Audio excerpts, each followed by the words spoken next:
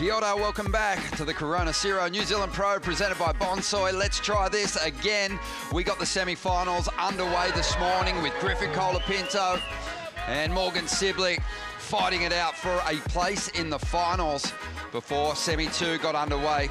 Italo and Yago Dora heading out there into the lineup, and on the opening exchange, a 6.33 for Yago. Italo banked just a 3-point ride before he went on hold, but it is a beautiful day. The crowd has been packed, and we're looking forward to seeing finals day get back underway in just a few moments' time. As you can see, it is stunning out there at the moment. And the good news is, Rich, in that whole period, the conditions only improved.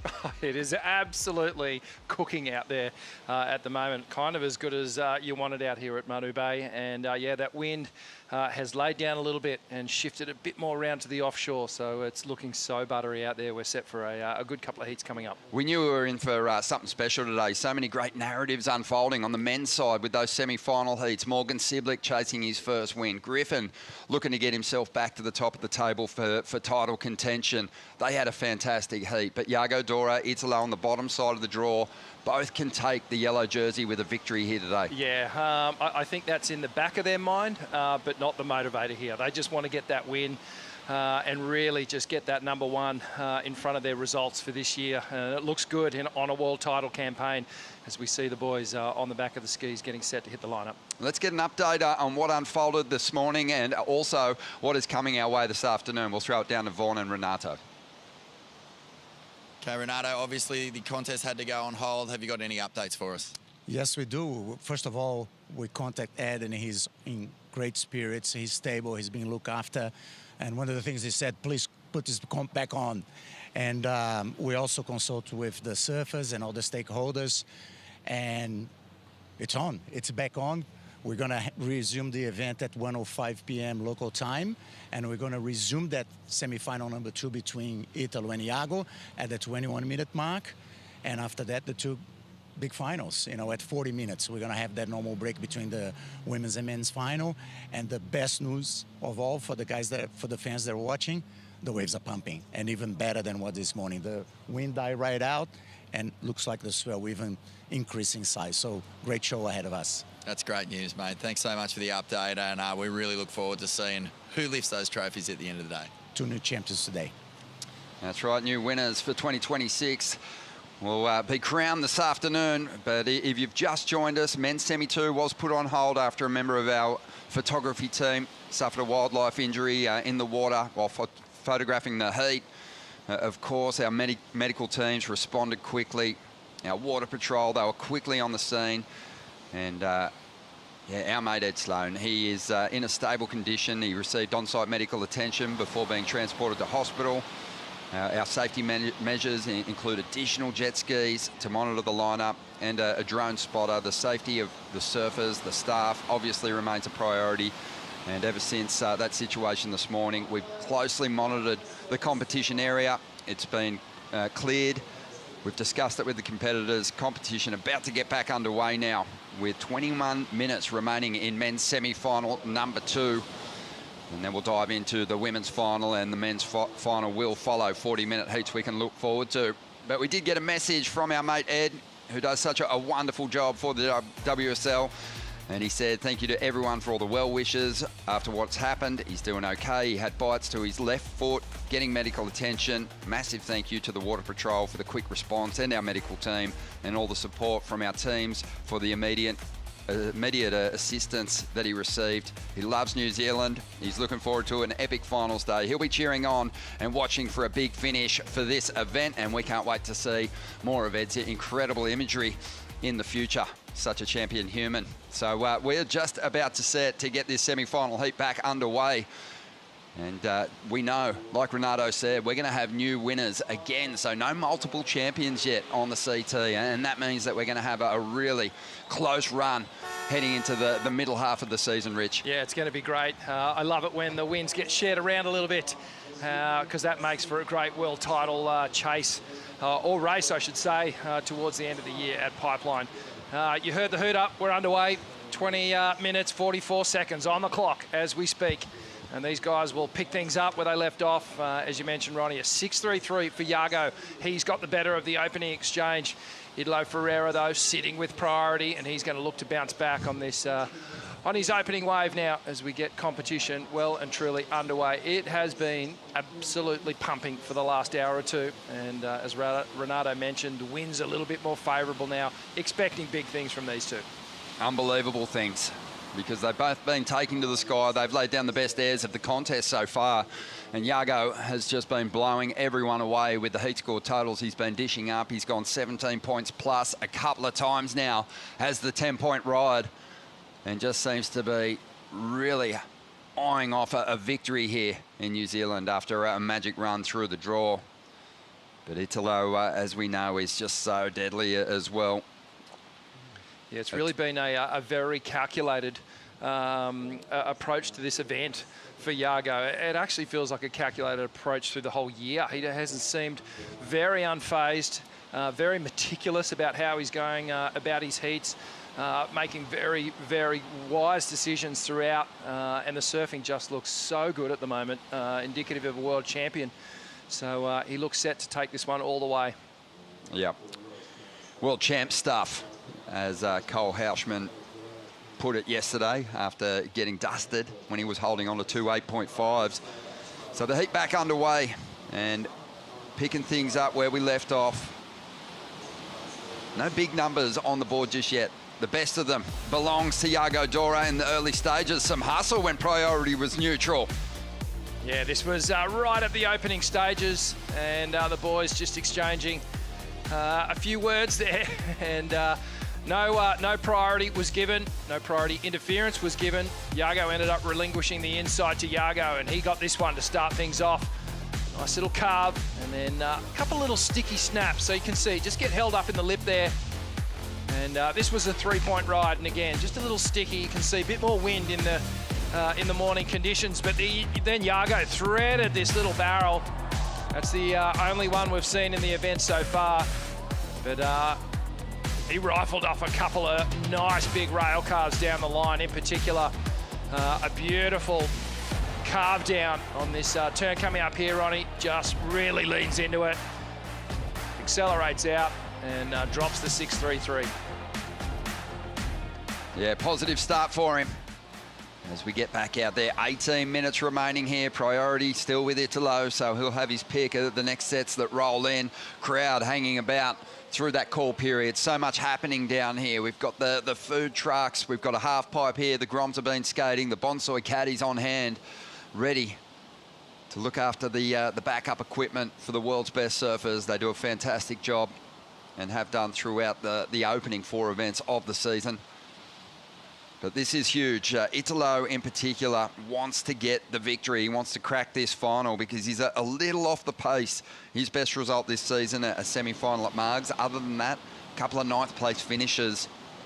You make some comparisons to his run through the opening stages of last year, and he was a lot stronger in 2025. So he's trying to really ramp things up here. Yeah, but the surfing's been really, really entertaining, as it normally is for Italo.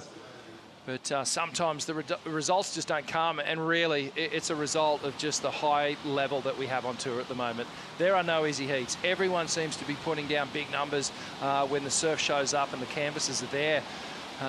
Everyone just seems to be putting in so much work, and really it's kind of peaking pro surfing at the moment, which is great. Yeah, well, Italo's been stopped by the event winners in the last 2 contests. Ethan on the Gold Coast, George Pitar over in WA.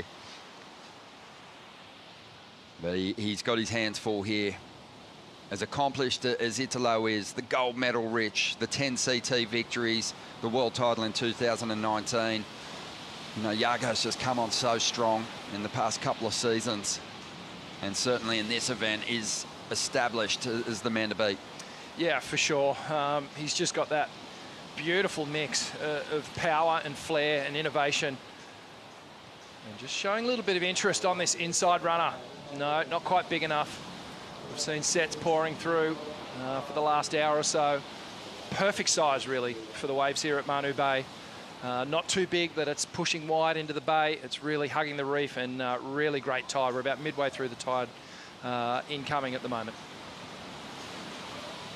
Iago owns the 2 best airs, 2 of the best turns of the Championship Tour season for 2026, already 4 stops in.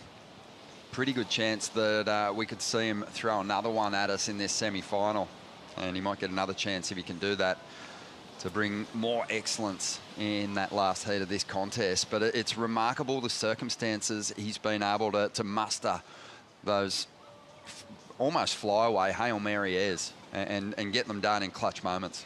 It talks to his free surfing background. And he was sort of groomed being a free surfer and really taken to the air. He had those, that time prior to the competition where he really just locked everything down in terms of the air game. So coming onto the tour so confident, it was almost like he had the air game, he had to really lay into more of that power approach, get that connected to the wave face type of approach, and now that he's mixed them all together, it's a beautiful mix. Here we go, some movement here on the outside. The surfers scrambling to get themselves into position, waiting some time now for this first big exchange after resuming this semi-final heat. And it's Italo with the priority. Iago on the inside, asking the question, are you going? Italo says, yes, thanks. This one looks good. Out onto the open face, cuts back onto the foam. Will this one steepen and offer that scoring opportunity through the inside? Looks like it will. Nice whip in the pocket there as he drives back into the bowl for a second solid combo. And now swinging the board on the inside, but he's going to lose his footing and push that board away. 14 minutes to go. Advantage Iago has the best score of the opening exchange. Now priority on the inside and on the outside, sorry, and Italo's number. I don't know how high it'll go. That's a pretty uncharacteristic fall for Italo Ferreira at this stage of the competition. How he's been surfing, all the signs are there that he was going to be in fully attack mode, but it almost appears like he'd kind of backed off the gears a little bit here. You see him coming through this section, nice carving cutback with the rebound, fades, waits for the wall to start lining up in front of him. And it does. Now he gets to work, a clean snap to drift. Off the bottom, off the top, little layback hack, so good variety at this point. And it was almost like he didn't get enough projection out of that little lip. He was maybe in 2 minds when he came up to that section. Just looked somewhat tentative, and it's maybe just taken a little bit of that speed and pop when he's hit the lip. So let's have a look at it here. Yeah, you can see that the foot just slips right up to the nose of the board. He never really got that disconnect from the lip. And again, unusual to see that from Italo. You can normally bank on those. Just over 12.5 minutes remaining now. That's going quick. Yeah, he's going to want to really bank a good number on that next ride. There is more set waves approaching, and the beautiful thing about Waikiki, Manu Bay, is just the lines. When you arrive here, you come up from over the mountain or the hills, and you get a scope of the bay, and it is stacked. It looked fantastic when we were making our way back down to the beach before. Yeah, sure did. Corduroy all the way to the horizon. Looks like Italo showing a bit of interest on one of these inside runners. He's going to get to work. And these waves have worked out for competitors at times throughout the contest. Smaller wave, but it's a lot steeper than his last through these opening sections. And he throws the board out of the pocket once again, loses contact. I wonder whether it's just this slightly different wind that our surfers are experiencing compared to what they were dealing with this morning. Interesting to note, it was around halfway through his quarterfinal heat with Miguel that Italo already had his keeper scores, and he went for a number of turns like that same move, and he didn't stick any of them. He kind of had a sloppy finish to that quarterfinal heat. Hasn't really regained that composure. Oh. Meanwhile, Iago looking to back up that 6.33. Just keeps the rails wet in the opening stages. Really deep carves, nice little kick on the tail there, gets some release. Stunning afternoon down here at the Cero New Zealand Pro, presented by Bonsoy. And Iago, even though that didn't have the kind of fireworks that we saw in his quarterfinal heat yesterday afternoon, it's still going to help put some more distance between himself and Italo here. Just that one moment, Ronnie, that carve. it was something to admire. Let's have a look at the replay here. Comes around this opening section. Just to cut back, a repositioning manoeuvre, and again, just getting himself in the slot for this one here. Lays on this hillside rail. The back arm comes across the chest. He compresses at the bottom, drives straight into that next turn. But while it might lack that off-the-top excitement, you have to appreciate the rail work and the power in those turns. And showing some nice variety towards the end of the wave with the layback snap as well. Yeah, that's the big part of Yago surfing that really kind of stepped up a notch in his title campaign last year. The frontside carving, the backhand always looked pretty strong, added plenty more power to that. The airs have always been there. But that frontside rail work is what he used to stitch up the world title at the WSL finals at Cloudbreak. So score on the way for Yago. Italo momentarily jumps up into the lead with that 5.33, but he's going to need bigger numbers because this guy's been on a magic run here. Let's have a look again yesterday, Rich, at what we witnessed yesterday. Yago in that clutch moment, chasing a 9.5 and turning this in. Yeah, minute on the clock. He needed excellence. He needed the 10-point ride, and he got it. And that full rotation in the air to that layback hack combination, it was masterful. And he just pounded the wave down the line here, fully connected. And right then he knew it was good. It was across the board. The judges didn't take long to lock it in. Yeah, the Apple Watch wave dynamics there on the bottom of your screen. Distance, 330 metres. Most of that was covered in the air. And the speed, super impressive as well. Probably maxed out his speed in rotation. Just an awesome sight. And it set the fans off in a big way.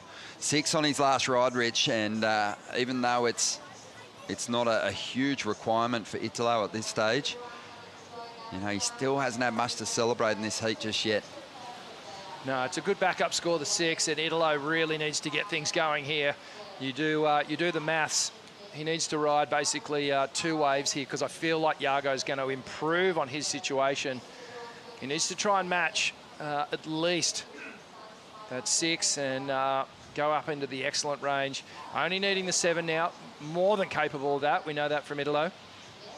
But very important wave coming up, and he's going to have to be right on point with choosing this next wave with priority. Kaipo mentioned it earlier. Of course, Italo is leaning on Yago's dad, Leandro Dora, for advice this year. And he's been open to working on his technique as well, which is super interesting. Italo has a pretty unique approach, and kind of cool to hear that he's, you know, refining things, and it'll be so fun to see how that works out. Yago Dora, he's the last couple of years been working with Leandro da Silva, who was Leandro Dora's protege, and obviously collecting some highlight moments, including the 10-point ride yesterday. Yeah, for sure. There's Yago Dora there. Always a permanent fixture in the competitors' area. Very rarely does this man even miss a heat. Even when his camp is out in the water, he stays around. He watches everything. And he's had a great start to the year too with the surfers that he's been coaching. Here goes Yago again, under priority now.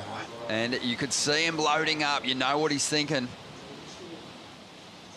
I want to improve on the 6.33 to give myself a better shot at finding the edge over Italo here, because a 7 for these two surfers is so attainable with a single move. Yeah, he's so explosive, Italo. He can get it with that one big move. And the judges will pay it. You know, there is elements to the judging criteria where they want to see the entire wave utilised, flow between turns, the transition. They look at that, the placement of the manoeuvres, the difficulty, the innovation behind them. All these criteria comes under scrutiny. Here we go, some movement on the outside here. Italo with a decision to make. Sees that one's got no opportunity down the line, doesn't even really waste his time looking at it. He wants this one because it's lining up nicely on the ledge here at Manu Bay. chasing a 7. Italo just cuts back, wanting to set up this steeper section of the wave on the outside, get a combination together. Nice little kick on the tail, explodes out the lip, swings the reverse, gets the completion, back out in front, still holding a lot of speed. Starts to combo these turns up pretty nicely now. It's a high impact landing, but he recovers in time to get a final hit in.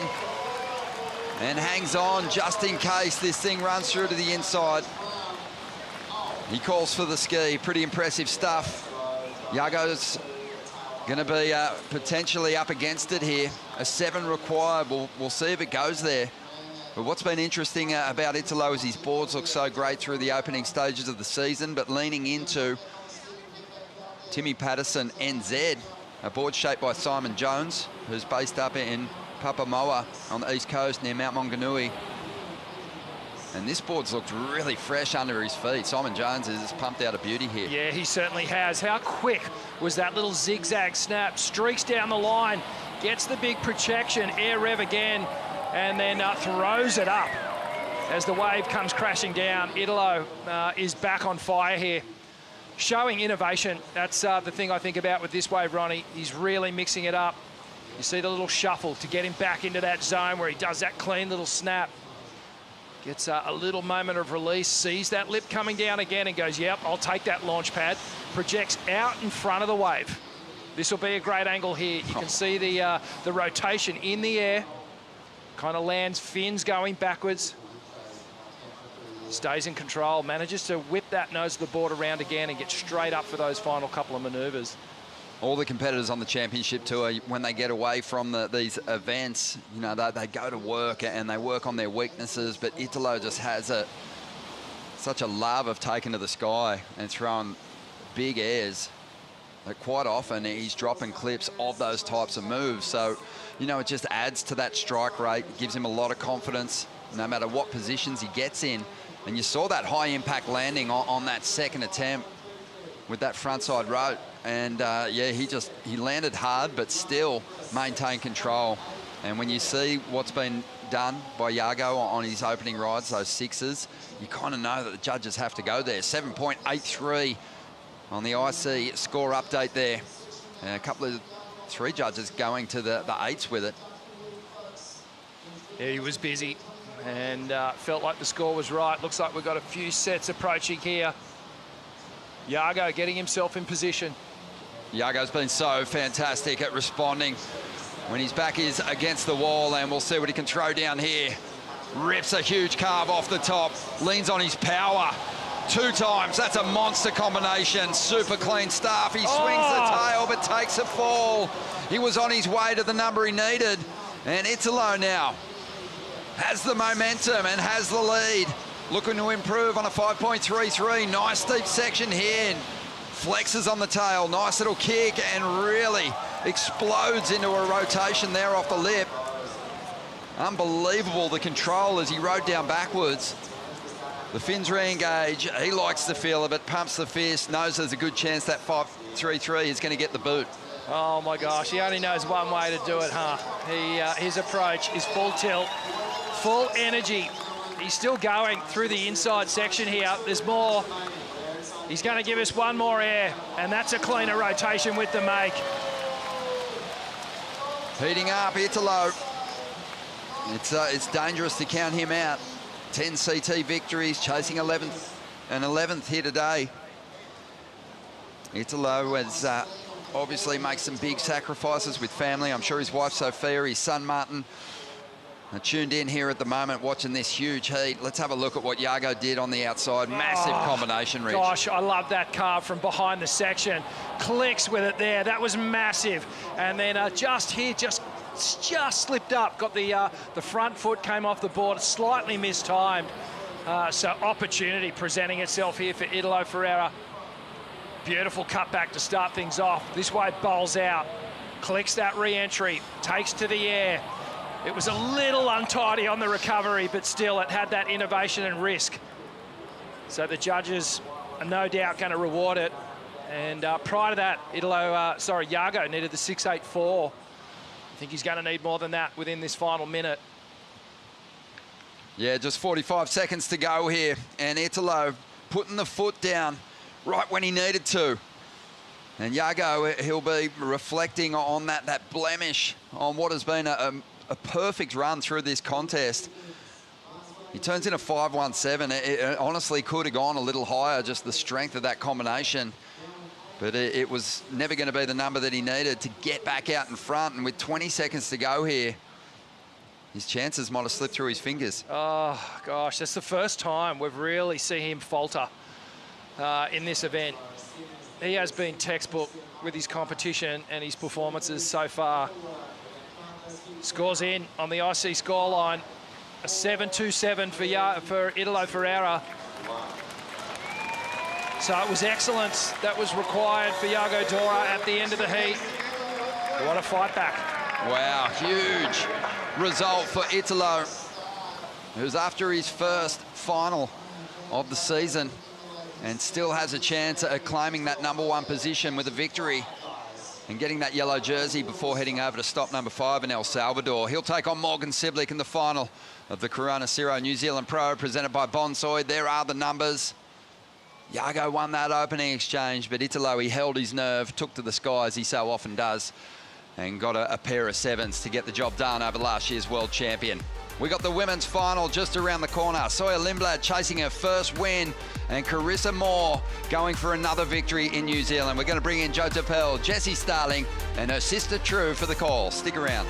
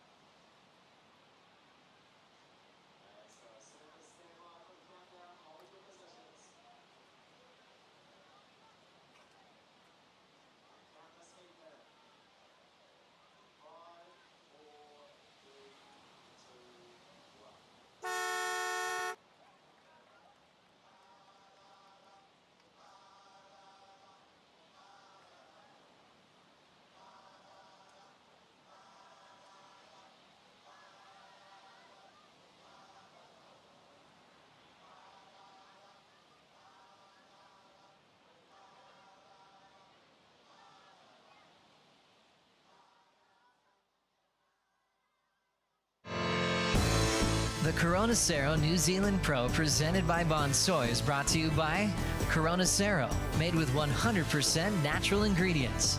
By IC Sunglasses, official eyewear of the Championship Tour. And by Yeti, built for the wild. Happy finals day, everybody. The stage is set. 40-minute finals scored on your top 2. Sawyer Lindblad taking on one of the all-time greats in Carissa Moore. What an afternoon we have ahead of us. Thanks for being with us, Jo Tapel and the Starling sisters, Jessie and True, here for the call on what's been a very magical week for Carissa Moore. Returning to form, one of her best heats of the season, obviously the best, but one of her best heats of her career we saw last night on the glassy conditions. And what has happened for Carissa once again? The ocean has gone smooth and the waves are absolutely pumping as you see the road to the final for Carissa. Getting past Betty Lou, getting past Caroline Marks, that younger generation, and then Sawyer on the top end. Yes, Sawyer, she's had a hard run herself. I mean, Tyler Wright, she was in good form, and then Alyssa Spencer and her, that was a really evenly matched heat. It all came down to that last exchange. So Sawyer easily been one of the spiciest goofy footers that we've seen this entire event. But Carissa has something special going on. So both of these ladies, obviously with a good chance to win. Sawyer, potentially her first ever win here. What a big moment. The stage is set. Sawyer's coach, Micro Hall, is a goofy footer just like Sawyer. And he was going, man, we've wanted a performance left on tour forever. A goofy has to win here at Manu Bay today. He's obviously in Lindblad's corner. And Carissa Moore has her whole family here. And waves on the way. True, it is ideal. Some of the best conditions we've had all waiting period. Oh, it's pristine out there right now, and Carissa's lucked out once again. It's clean, it's glassy, and it is firing. I mean, it was just absolutely cooking in that last heat, and there's some beautiful lines rolling through and some really great sections as well. You can really see, you know, real shades of Raglan and Manu Bay now. Yeah, look at this. Just two surfers by themselves at a perfect left-hand point break here in Whaingaroa, the Maori name for this region. Carissa and Sawyer playing the dance of trying to get on the inside position. It will be the 20-year-old goofy foot from San Clemente, but the bottom drops out on the ledge section, and she gets caught behind. You can see Carissa starting to change her position now. And Sawyer was very effective yesterday on catches some of her high-scoring rides actually further down the point, Jessie. Yeah, she got a lot of her best waves under priority. Similar story, Carissa did as well. Betty Lou sat with priority for a long time, and Carissa was banking nines down the end of the point. But you know what I love? It's good signs when you see a tussle from both of these ladies right at the start. Sawyer with another chance here. Sawyer Lindblad draws a nice open face hook. Nice patience into the second turn, goes over the top of it, right into a wrapping cutback. She learned all these combinations on the lowers left, and look at her carve her way through the power source. Nice little hack off the top again for Sawblade. And she'll step off to start off with the lead over one of her heroes. Had an extended off season last year, she was telling you, True, on the glass, and saying how nice that was to go on some surf trips to bring more into this season. What'd you see on this one? Yeah, I liked it. I mean, it was a good start. That first opening carve is, you know, what we've been seeing from her, a real staple this event. This wave, though, it was a little bit smaller. You can see the whitewash on it as well. It just didn't have that clean green open face that we saw in that last heat. So hopefully for Sawyer, that she's just kind of figuring it out at the start of this, of course, a 40-minute final as well. So she can have a little bit of extra play time, a little bit of extra room in this final. Scores in for Lindblad, 4.83 as Carissa waits with priority. Let's hear from Italo Ferreira with Vaughn. Italo, congratulations. You are into the final, the Corona Zero New Zealand Open, presented by Bonsoy. This is the result that you've been driving towards, mate. Dude, I'm so fighting. I'm like, oh, I'm gonna do it. Let's do it. Let's do it. I was like so stoked, and I was like, okay. And then I fall in the first waves, and I was like, no, it's my chance. Let's try again. And then I was like, okay, breathe, and then start. And I was like, okay, let's do it. Let's play the game. And I had like a couple nice rolls. And before the start of the heat, I had a second one. I was like, oh, that was like 10 seconds before. But I'm so stoked to make that happen, make for the first final of the year, you know, and try to win this event that I'm looking for, because it's a really great left so that you can put everything on that. So I hope that I can find some good walls and try some crazy moves, yeah. Mate, we look forward to seeing that. Not your average heat, of course, but you were able to adapt, find the opportunities that you needed. I don't think anybody has caught more waves than you in the last 10 days than, you know, here at Manu Bay. I mean, you have literally camped out here on this point and got so many different conditions. How is that going to serve you going into this final?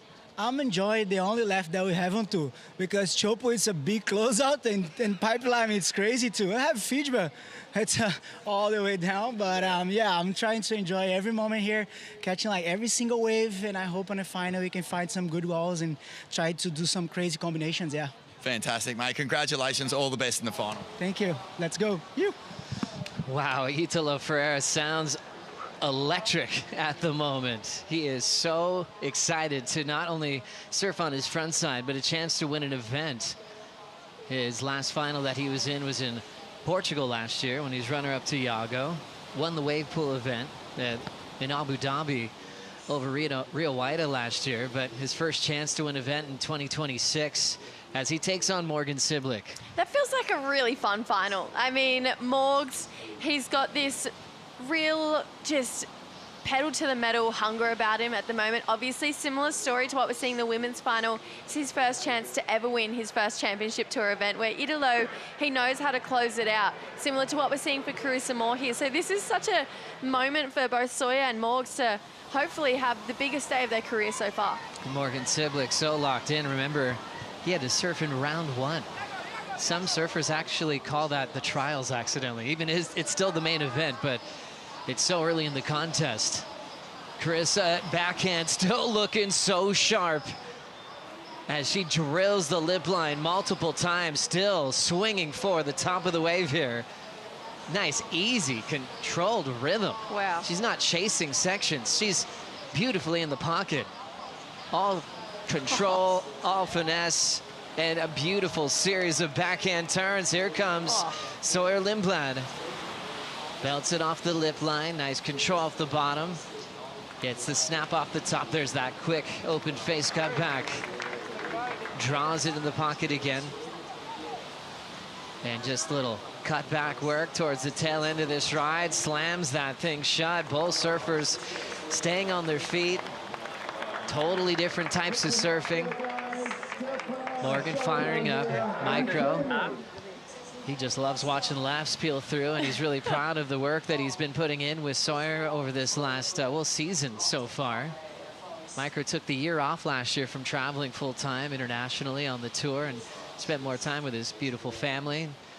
And when the Aussie leg came to town, he was getting so many messages and worked with Rio here to great effect into the quarters. And a finalist right here was Sawyer Lindblad, True. Oh, this was a beautiful wave. Just a quick speed float to really open up and drive through that first turn. I love the push that she gets on her tail as well. And Sawyer is on fire. That was a beautiful connection. And it just looks like she's surfing with less pressure in this final. And she's hungry for her maiden win. You know, she's been on fire this whole event. And I think right now for Sawyer, it's to really let the wings out, you know, and open up a little bit more and leave nothing in the tank. And she finished that one all the way down, but this one from Carissa's was absolutely next level. Unbelievable control, especially on the first turn. It's just so much power. And the very first thing I thought when I was watching this wave was there is no double pump bottom turn. She is going from turn straight back into the bottom turn, going up into the lip again, time and time again on this wave. That criteria of flow,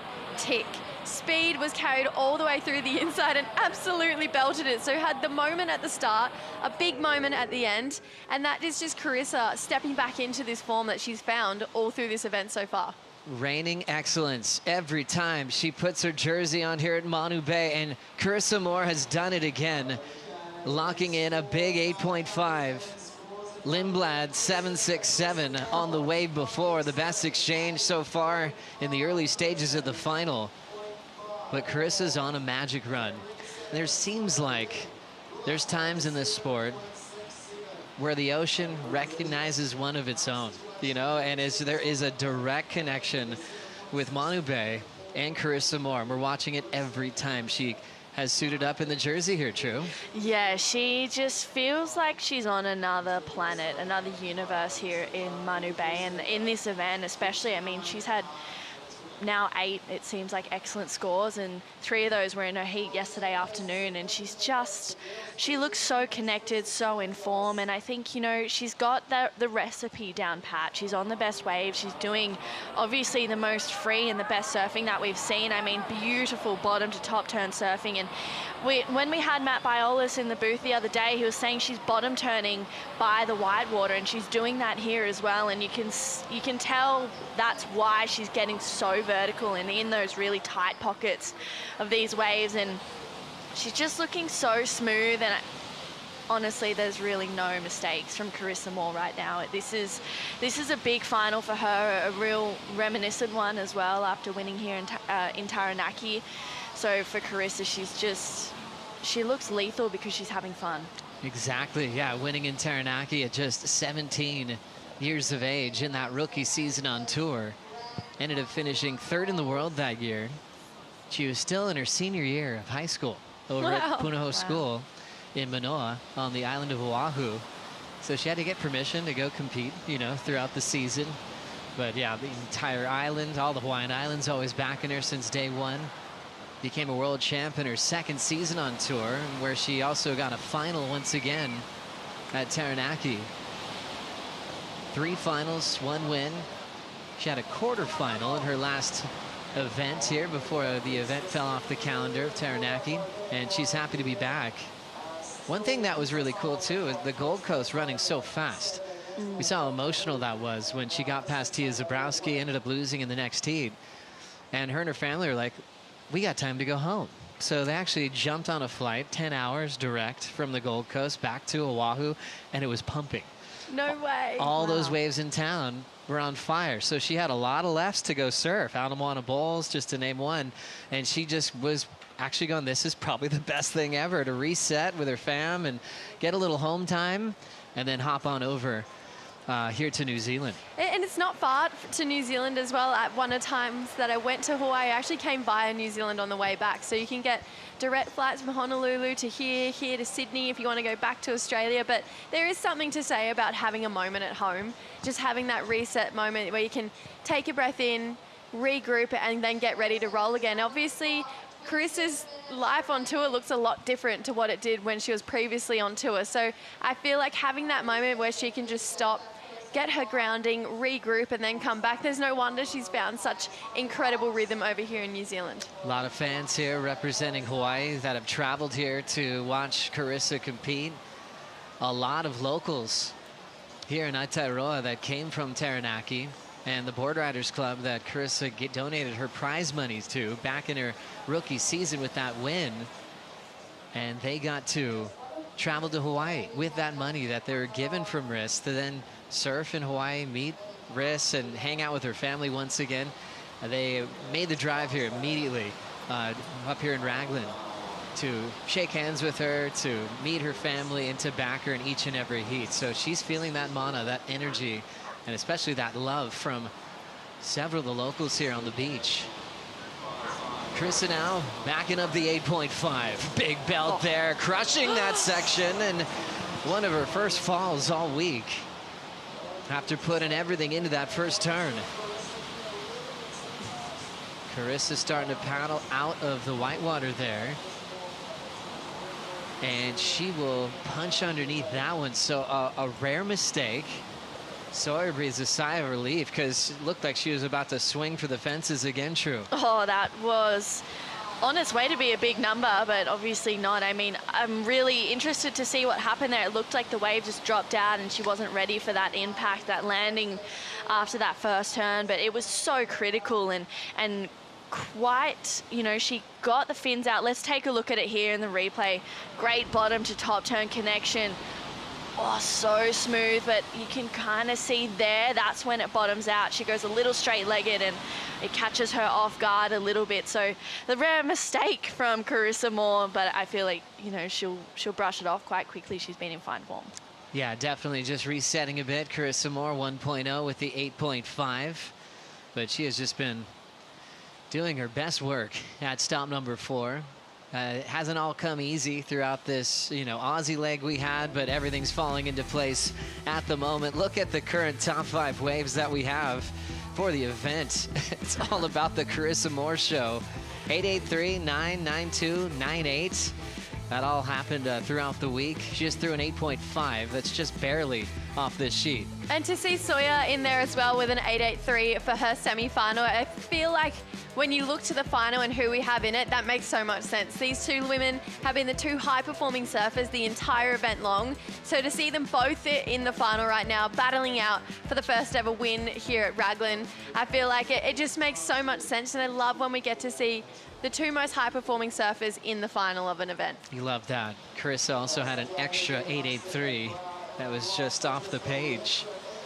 And that's Sawyer's high mark on how she got into this final. Her third final appearance of her career, making 2 finals back in 2024. Sawyer looking for her first ever championship tour win today. Carissa recovering from the fall. Second blast, just as big as the first. Backhand carve. She's got a little wedge coming off the point here, giving her a ton of speed. But you know she wants to hug the pocket, likes the bottom turn from behind it, so she's not chasing horizontal cutbacks. She's been able to really identify the vertical part of the wave really well. Right now she's really just looking for a lift back out to the top from the water patrol. Steph Gilmore winning on the Gold Coast, a serious rival for Carissa for many, many years. When Steph went 4 straights with her world titles. That 4th world title year, that was when Carissa was getting started as a rookie. But Steph hadn't really been tested yet. And then it was just trading back and forth with Carissa with her world titles for the next few years. Jesse, let's watch this one. Great first turn. Just has that first turn on lock. Again, really big on that second one as well. And about this point in the wave, I thought this one's going to taper out to sea. It just didn't have that angle towards it where it was going to bend back towards her through this inside section. So Carissa, unfortunately, was left carving. And then at this point, this was just a strategical decision to get back on the ski, head back out the back. But she was only looking for a 4-point ride. It could easily go there just with those first 2 turns into that carve. But we know she's going to want to drop that before the heat ends. What a fantastic performance she had in her first win in New Zealand. She got past names like Coco Ho, one of her childhood rivals. Then Melanie Bartels. Big shout out to Mel Bartels. She was also a mom on tour at the time and was doing some of the most futuristic surfing and was known as one of the most progressive surfers on tour, representing the west side of Oahu. And Carissa Moore will get dropped off out the back and hear the sound of a 6.0. Sawyer with priority, chasing a 6.84. Let's check in with her coach. Micros with Vaughn. Thanks, Joey. Yeah, there's some movement out here in the lineup. I might throw it back to you and we'll come back to Micro in just a second, Joey. Okay, sounds good. Unless you want to call the first turn, Vaughn. Yeah, okay. Well, this is Sawyer on the inside and she's picked off a jam. She jams it through the lip. Wow. Oh, hacks back. And this is exactly what she needed after Carissa got the best of the first exchange. But this is looking beautiful here. Sawyer finding another gear in the final as she works her way down through Manu Bay on the inside to the cheers of a rapturous crowd. And Glenn Micro Hall extremely happy with that wave. That was goofy pride. That was so good.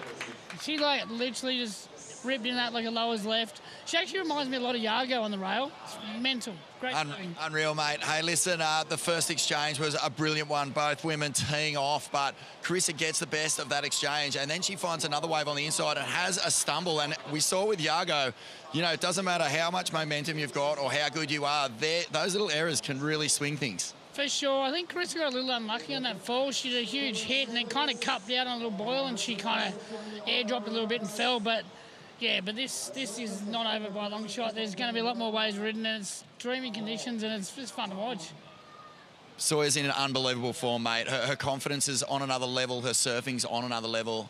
But she is coming up against one of the all-time goats who is in white-hot, you know, performance mode. She's just attacking everything. What was your strategy heading into this final?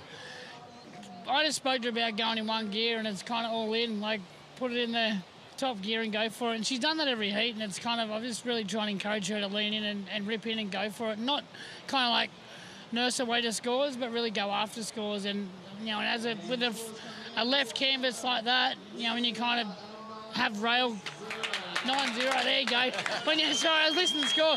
But yeah, when you have rail game like that and you kind of attack it, it stands out. You can see when someone's pulling back a bit or when someone's leaning in. This is gearing up to be an all-time battle, mate. Enjoy the rest of the final. Thanks for your insight. Cheers, bro. Thanks a lot, Vaughn. That was a big moment on the cross down. Sawyer turns in a 9 as we look at the IC drop down. Remember, Carissa has an 8.5 in there, so Lindblad now has the best number of the matchup so far with 19 minutes to go.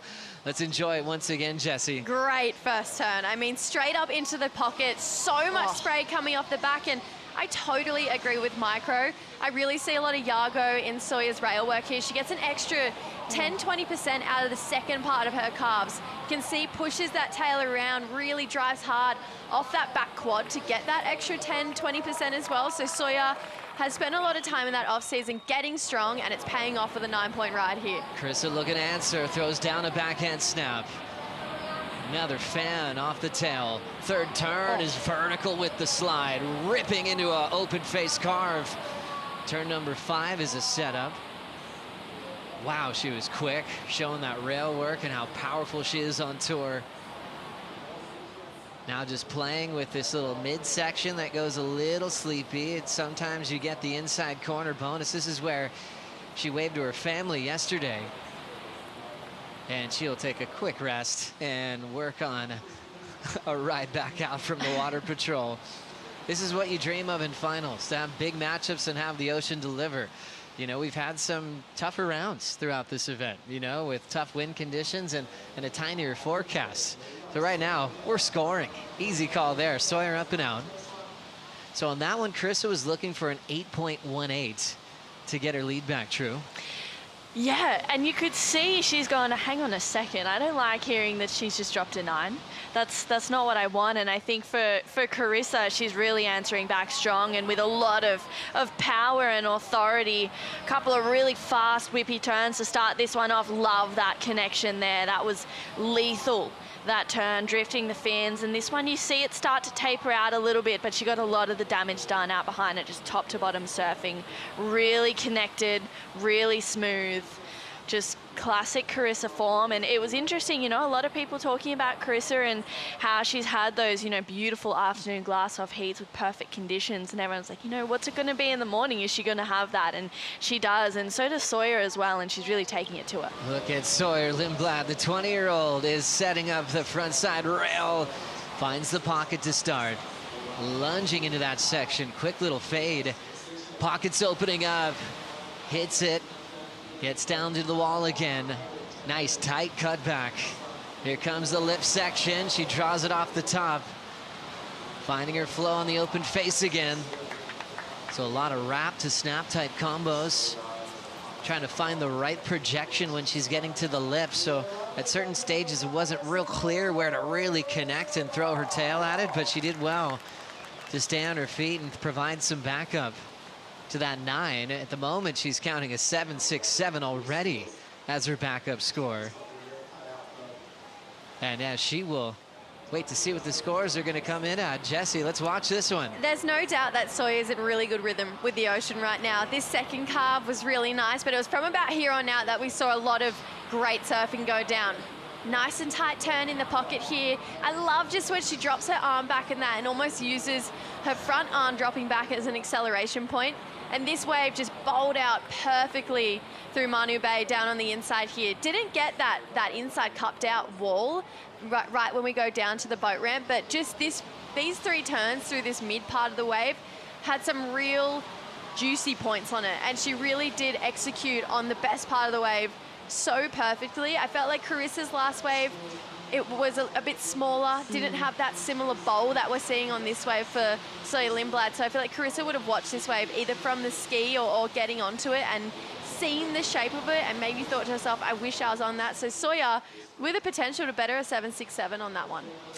Wow, what a final already with 15 minutes to go and having giant numbers already on screen. I talked to Sawyer's brother a few hours ago, Taj, who competed in a rodeo, loves riding horses. He's on the central coast of California at the moment. He said his performance didn't go as planned, but he was happy that it was done so he could now focus in on watching his little sister compete in a final.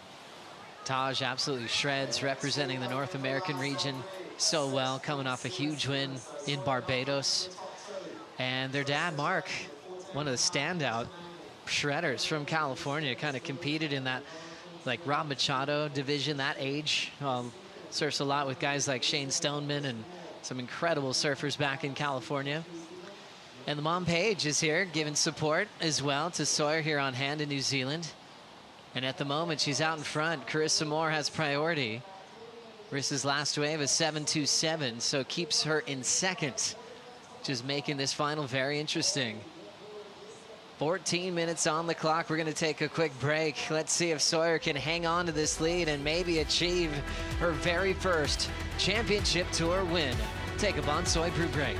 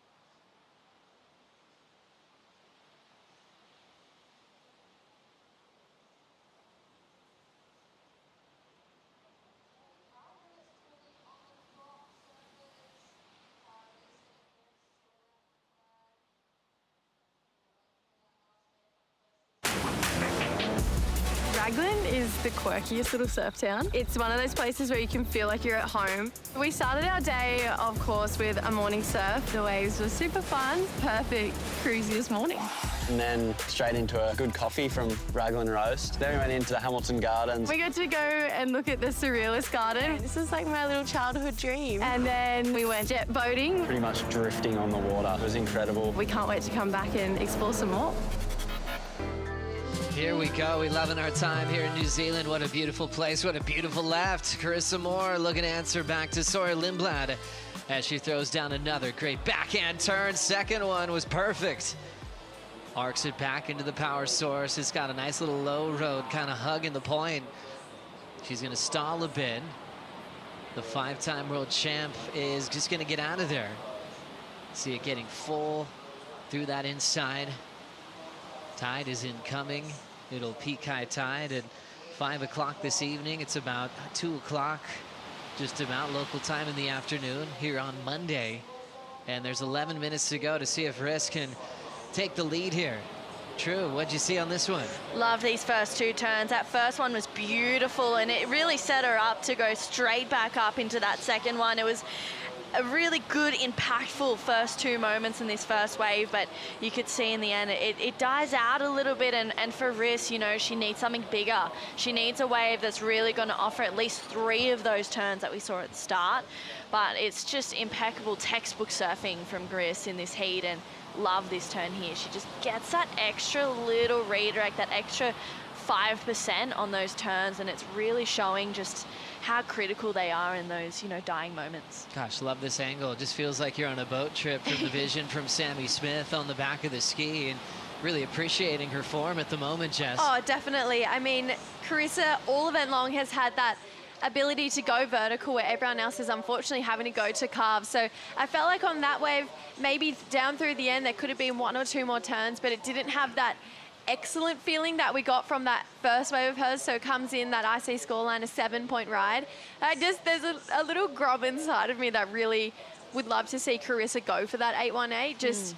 And I think there's an incredible storyline for what she's doing for women's sports, but then the other side of my heart is like, how cool for Sawyer Lindblad if she gets her first win here. Yeah, nothing like your first win, right? And Carissa's just trying to get closer to Steph Gilmore on the all-time win list. Sawyer, fun little cupped out left, punches the first section. Huge open face carve. Lindblad lighting it up off the top. What a combination of turns to start. And she'll wrap it into the pocket again, jams it well off the lip line. Sawyer crushing the oncoming section. A goofy foot's dream right there here at Manu Bay. Aggressive decision with that first big, powerful snap. She connected so well on that first section. Oh, that was so smooth. And then to back it up with that elongated hard carve. Sawyer Lindblad, you know, she's really listening to Micro right now. He said, go top gear. And she's doing that. She's like, I'm top gear. I'm not leaving anything in the tank. It's 110% out there right now. Oh, it looks amazing. She's given me flashes of Mike Losness, a goofy footer from San Clemente who had some very creative type cutties on the open face. Here we go again, Jessie. Just to start vertical like that, it's going to have such a exclamation mark for the judges. That second carve had the most amount of acceleration we've seen from her this entire event long. Such a tight pivot in her circle, in her turning circle. And then to get this bonus section down through this second bit, up and into it on the foam there. Sawyer did not miss a single beat on that wave there. And I just love the fact that she is giving, you mentioned it, her 110% right now. And it really does feel like the rhythm is going Sawyer's way. What a rhythm that she has. She's been in finals before. She's had to walk away from 2 of them as runner-up. Sometimes Surfer says that stings even more than losing in round 1 at times, because you're that close to clinching, that close to putting your name on the banner forever to be remembered in surfing history. At the moment, she's paddling back out, waiting to see if she did enough to improve on her 7.67. It actually falls short, a 7.2, throwing that one away. So Carissa's still chasing an 8.18 true. Yeah, I think it was really close to the 7.67. I almost liked those first 2 turns more. the finesse and the speed that she carried through it. I just really enjoyed that first two combo. But for Carissa, she's kind of leaving the door open for her right now with 7 minutes to go. Von Blakey standing by with Matt Biolis. Thank you, Joey, in the Red Bull Athlete Zone with the master craftsman himself, Matt Biolis. Mate, when New Zealand got added to the schedule, this is what we dreamed of, and there is no better canvas to showcase what high-performance surfboards can do under the feet of top-line athletes. How are you feeling about this final so far? I mean, it's just absolutely beautiful. Both girls are ripping. The little girl, Sawyer's taking it to her right now. She just dropped the 9. I mean, the weather's perfect. We're in board shorts and T-shirts here, and it's absolutely flawless, perfect dreamscape. And, mate, any insights on we'll keep an eye on this. Actually, Joe, we'll throw it back up to you. Thanks, Matt. Thank you, Vano. Winding up for a little downtime to start as Carissa Moore now loading up. Nice patience there. Then goes up more vertically on the second turn. Slingshot bottom turn, bounce it again. Carissa Moore has an oncoming section. She floats it. The 5-time world champ wraps it. The Hawaiian's just been delivering heat after heat, owning the top scores of the event, and now sharing that top 5 with her opponent, Sawyer Lindblad. Right there, chasing down an 8.18 for a lead change. The chat with Matt was fun because, well, congrats. He's got both finalists here on his surfboards as we watch this one again, Jessie. I was on the edge of my seat for this wave. I was holding my breath the whole way through. I thought Carissa was bummed on that carve, and then this one just hit the bank perfectly. Massive second turn into that. That's that tail drift we've seen all throughout this week. She combos it up yet again. That turn in particular, I was like, oh my gosh, you cannot fall on that moment if it wanted to go excellent. But just see exactly where she's pinpointing her turns. This is such a textbook way to surf Manu Bay. Exactly what True and I have been saying that Matt mentioned in the booth, just coming from behind here. Look at her almost redirect her turns after she comes off the lip to be in the foam. She knows it's where she gets the power source from. It's where the critical turns for her are coming from, and what a hard place to do a backside floater there. There was so much lump and bump for her to navigate, but Carissa, she would have known as well that she had to make that turn to try and get this wave in that excellent wave. And there was big turns, it was a big wave, no downtime in between turns. I don't see why it couldn't go there. Yeah, I think those 3 turns that she got would just really seal the deal on that one for Carissa. It feels like it's going to go, in my opinion, up to that 8.18 for sure. And I think for Riss, she feels like she knows it too. And Jessie, as you said, she just turns her head ever so slightly. She comes out of those turns back towards a whitewash. It's really just bringing her back to that power so that she can get up into it. And that's a surfing that we saw from Carissa Moore yesterday afternoon. And it's a surfing I'm looking forward to seeing in the next 4 minutes. And also how Sawyer is going to answer back to that. 3:55 on the clock for Carissa Moore. Committing to the tour once again with one goal in mind, is try to compete for what would be a 6th world title this year. Aussie leg didn't go as planned, but there's something happening at Manu Bay as Manu Bay continues to smile upon a 5-time world champion. It's another 9.4 as I see the score lock in. We've got a lead change in the final. Sawyer with priority needs an 8.91 to answer back. This is as good as pro surfing gets. This is everything you want in a final. You want to see both of your ladies going wave for wave. Both of them have a score in the 9-point range. Sawyer Lindblad has been putting her best foot forward this entire heat. Hey, she is well and truly still in this, has priority, has time, and has pulsing waves. There is no saying that this heat is over yet. Great call. True. I mean, she's got a 9. She needs another one. So she knows what it feels like as a competitor. You know, she's got 3 minutes, which is a long time when you think about how consistent it has been in this 40-minute clash. Absolutely. And another thing that Sawyer has going for her is she's feisty.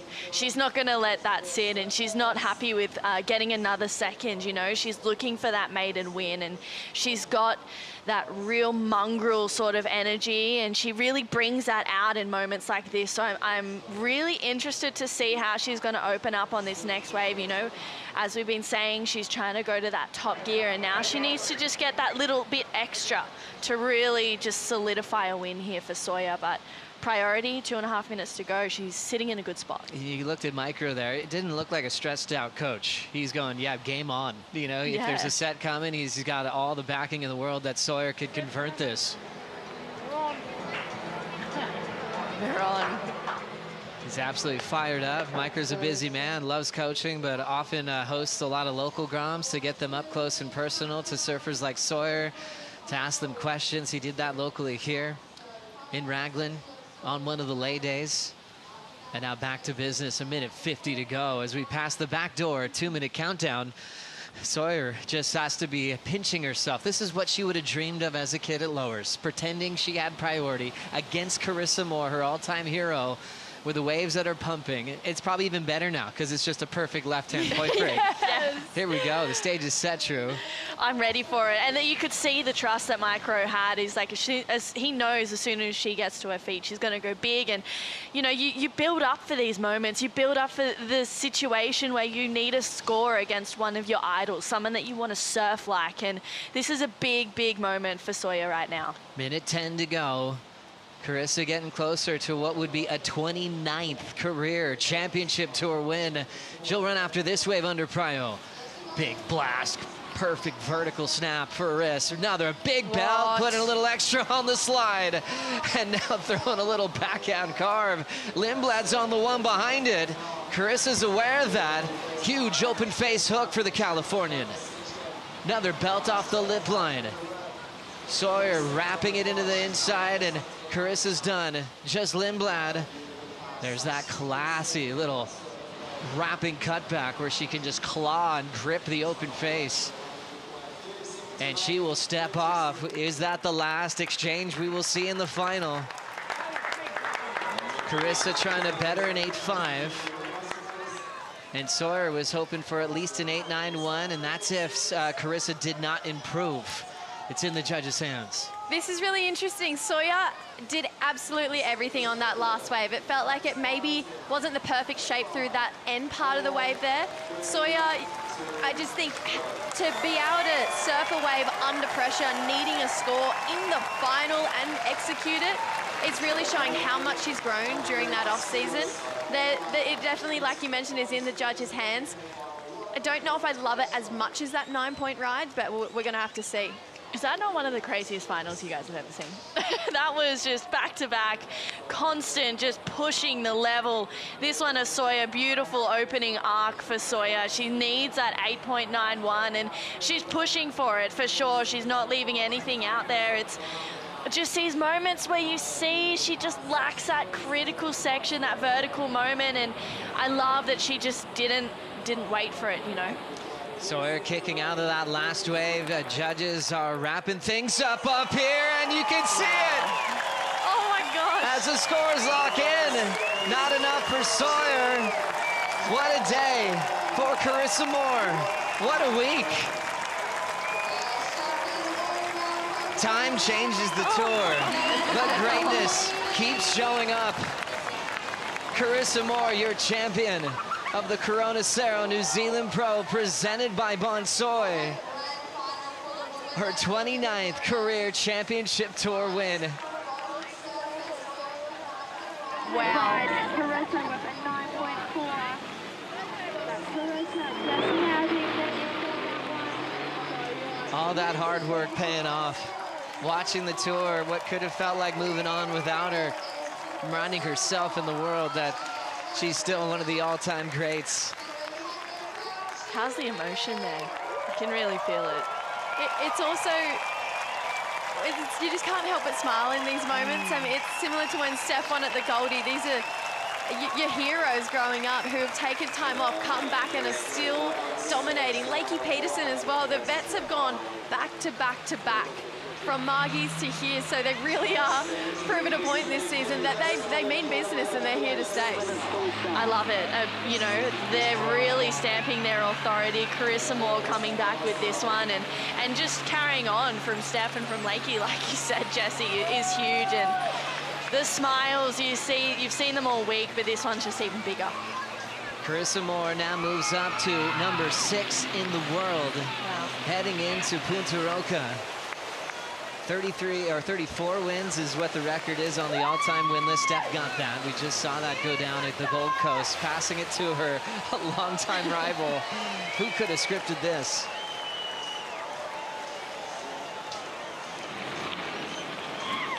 Chasing a 6th world title this year. She's chasing Lane with 7. Steph with 8 world titles. Wow. We haven't seen this kind of elation in a long time. Remember, she had 2 wild cards in 2024, but that's just a couple events, along with preparing for the Olympics.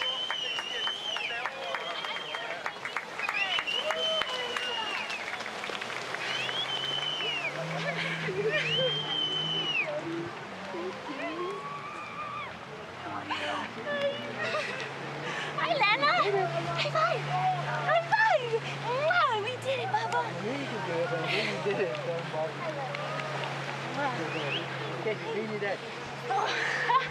Okay, well, let's get up there. Not on this flipping for high five. Thanks so much. There's Carissa's dad. Oh my gosh. Yeah, thank you. Thanks for staying. Ah, so stoked. Ah.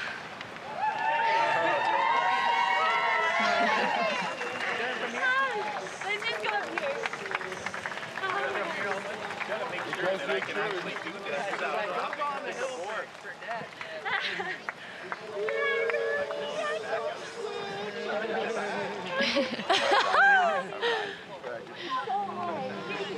Incredible.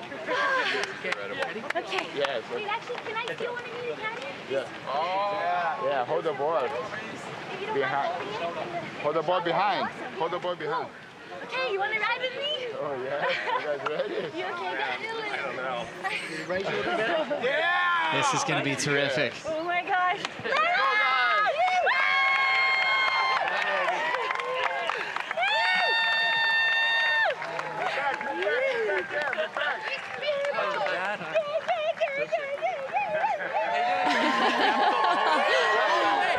That is so cool. Wow.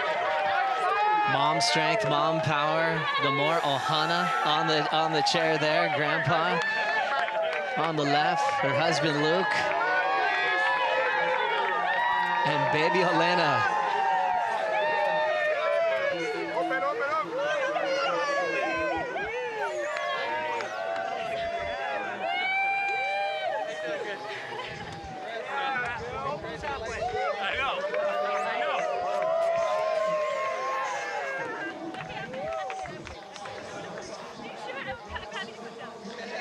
Absolute magic moments here at Manu Bay.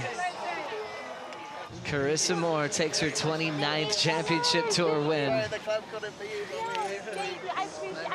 spirit. Thank you. Yeah. Thanks for carrying me. Men's final getting started. As you can see, Italo taking on Morgan Siblick as we have Italo going for a giant punt to start.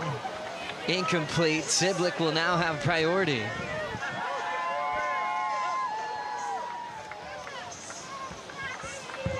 Carissa Moore is not just one of the most popular surfers in the world, one of the most popular humans to hang out with. The aloha just shines on her face.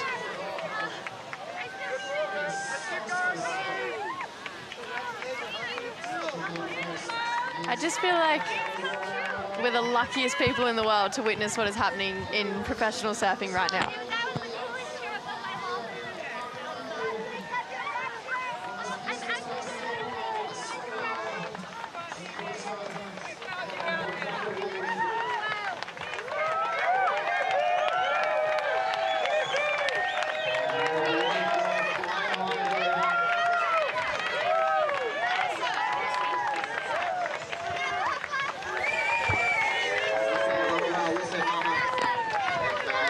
And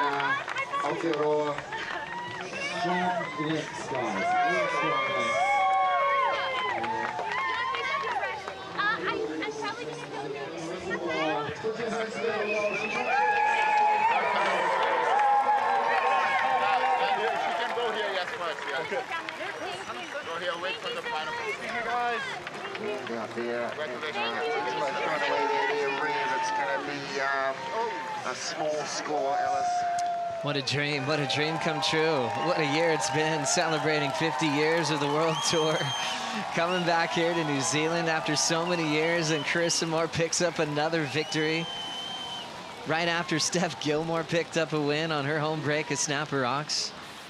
You always talk about, oh, we got to see the greats in their prime, and tell the next generation, tell the Groms what it was like, and we're getting to see it again. That just happened.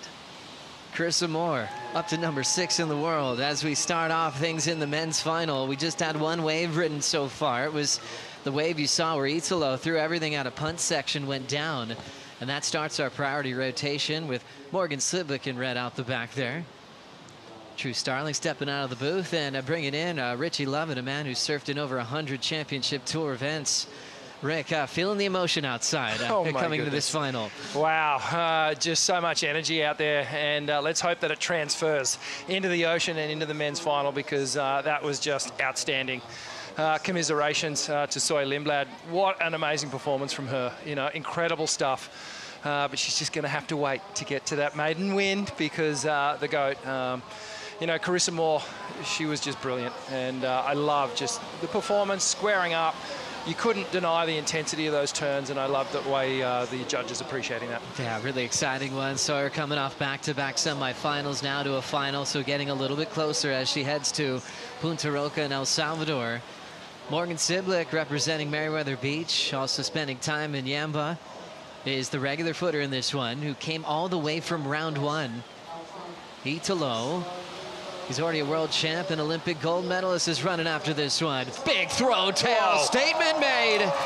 Reverse, pulls that around on the open face, but gets shut down immediately. Now Morgan's ready to dig in.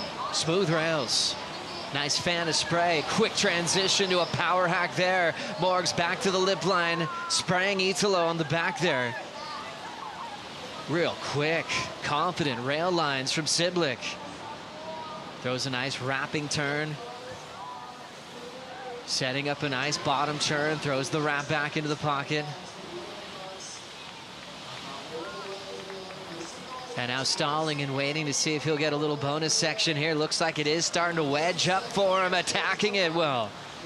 Nice and strong through his points. Sliblick crushing that section, worth the wait. Maybe one more. And he finally runs out of room.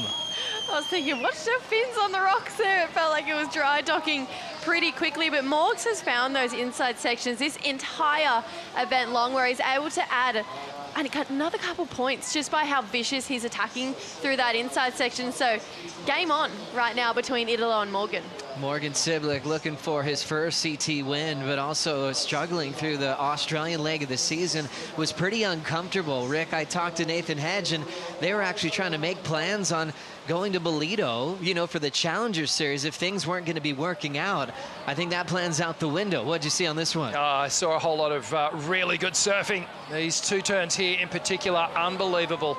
And I just want to know, Joey, this is the first heat Morgan's had in this entire event with a smooth face. And we've just seen him really engage that rail work, and he's connecting at the moment. Everything's super clean, just on-point surfing, great variety on this wave. And that's going to be the secret to unlocking this, the win here at Manu Bay for him on the backhand. There's almost a limit to what you can do, so you've got to find something real special with how you manipulate those backhand re-entries and those fin drifts, and he just slaps it multiple times on the inside. Here comes the answer back from Italo. Italo Ferreira starting to load up. It's a wild lip line, but tail high, pulls around the rotation. This time he's able to combo it up. It's wedging down the point well. Speed cutting in the pocket. Locks in a little wrapping cutback. Now starting to stall. Open face slowly emerging. Will he get a wedge like Morgan did? Italo can get pretty radical in a small space. Little grab there. Now a low road double up, and he's loading up for just a little punch out reverse. Attack mode there, and now he's got another gear launching again, only like Italo can do. Wow. Yeah, game on. It really is, isn't it? And I could not agree with you more, Richie. Sometimes on the backhand, it can get a little bit repetitive. Sometimes it's hard to argue with that progressive surfing from the goofy footers on this. Morgs, when you watch those two waves, I feel like has that power advantage. So he's going to need to lean on this because Italo's looking really locked in right now. He just did 3 airs, 1 wave. So, and we're only not even 8 minutes into this heat. So Italo looking pretty sharp here. I like the opening one. It was big and it was high risk. Whenever you do this at the start of the wave, full rotation, and gets those fins re-engaged for that second carve, and then another big open hook with a rebound off the foam, and then some clean work through the inside until he finds that inside corner, and then gets another couple of air revs on the inside too. I will point out, though, he really needs to be careful not to show the judges too much repetition. I mean, we talk about it on the backhand, just going to that same turn all the time. If Italo overdoes it here with the air revs, I think he's in danger of the judges starting to take a little shine off what he's doing. Don't get me wrong, they're amazing. There's only a couple of people on the planet that can actually do this sort of stuff. But I love the commitment to the outside work. Maybe another one on the inside. But 3, that's crazy. It's kind of how you'd imagine the playbook would be. Totally. You know, for Italo, what he can do above the lip with combinations, and then Morgan going, okay, I'm sticking to the power game on the backhand. More waves on the way. Italo does not like to sit still. The 2019 world champ fades the takeoff. Nice little open face hook for a moment till he slips off. Wave behind, Morgan's in position for it. Morgan will notice that Italo went down, and he'll load up. Backside stab, controls it, comes out of the lip, more vertical. Wave, big open face is waiting for him, and he tags it. Nice jam there, keeping his flow down the line. Finds a good part of the wave where it's just wedging down the point. He belts it again with beautiful backhand work. Little wobbly riding out. So he goes down for a moment to get back up because he likes this little end section wedge. There's a little disruption of flow when you got to go prone and then stand back up, but he's done some damage. Quick little whip, loads up again, and he'll just sink, so he really didn't get anything on the inside there. But he definitely capitalized out the back, Jessie. Oh, absolutely. And I really feel like him and Hoggy have identified that second wave of the set, it's standing up a lot nicer on the bank here. So Morgs, you could see, was happily allowing Italo to go that first wave of the set that rolled through. Italo unfortunately went down, but Morgs out the back, that wave had just the perfect cupped out wall, but wow, what a number here for Italo Ferreira. I see the 8.17 for Italo. That's on his wave previous. Remember, he fell on the carve, so 8.17 came before that to go with his 4.33. Siblick on his opener was a 7, and now this will be his second scoring ride, Rick. Yeah, I love this one. Comes around this section, gives him all that speed as he gets high in the pocket and drifts the fins, and he does it again. The first one had so much impact. The third, more of a carve down, and again tags the lip through the inside here. Just repetition, but it is strong, all connected, great rail work, very clean rails. Just a little hiccup there as he hit the jet ski wake, but tidies it up. I don't think the judges are really going to take away too many points for that one, but that feels better than the 7. Definitely does, yeah, especially how much commitment he had on the first turn. Talking to Nathan Hedge, he said Morgan's just had a really just consistent program each and every day here in Raglan, where he's waking up at the same time, 5:45 in the morning, jumping in the water, going into town, grabbing a coffee, as Aussies do, and then kind of working on just Manu Bay. He's not trying to drive to beach breaks like most of the tour has done, even on the smaller days. He hasn't left this point. Wow. He just wanted to repeat the same formula every day. Hoggy kind of saying, hey, like, you know, he can get a little busy in his mind. Let's just have a very strict schedule. And he's been working well, just repeating the same type of routine every single day all the way to the finals. Let's hear what a champion sounds like. Carissa Moore is with Vaughn. Carissa Moore, congratulations. You are the Cero New Zealand Pro, presented by Bonsoy champion. It has been an incredible week. The performances you've put together have been so dominant. We haven't seen anything like that since John at Margaret River years ago. it has been a fantasy. You could never have dreamed that it was going to play out like this for you as this week planned out. Yeah, I mean, yeah, like you said, it's better than I could have ever dreamed of, and it means so much to me. When I walked away 2 years ago, I didn't know if I'd ever get this feeling back or this opportunity to surf perfect waves with only one other person out in front of a beautiful crowd and at a beautiful place with my family on the beach. And in that process, you know, you doubt yourself so much. And so I think the win is just, it means so much to me. And I just, you know, I don't want to not be able to say thank you to my husband, because without him, this wouldn't be possible. To my beautiful daughter, who is adapting to all these conditions and places we're going. I couldn't do it if she wasn't willing to. And my dad, like, he's here. And for me, this feels like a really full circle moment with him. Our first CT win was here in New Zealand.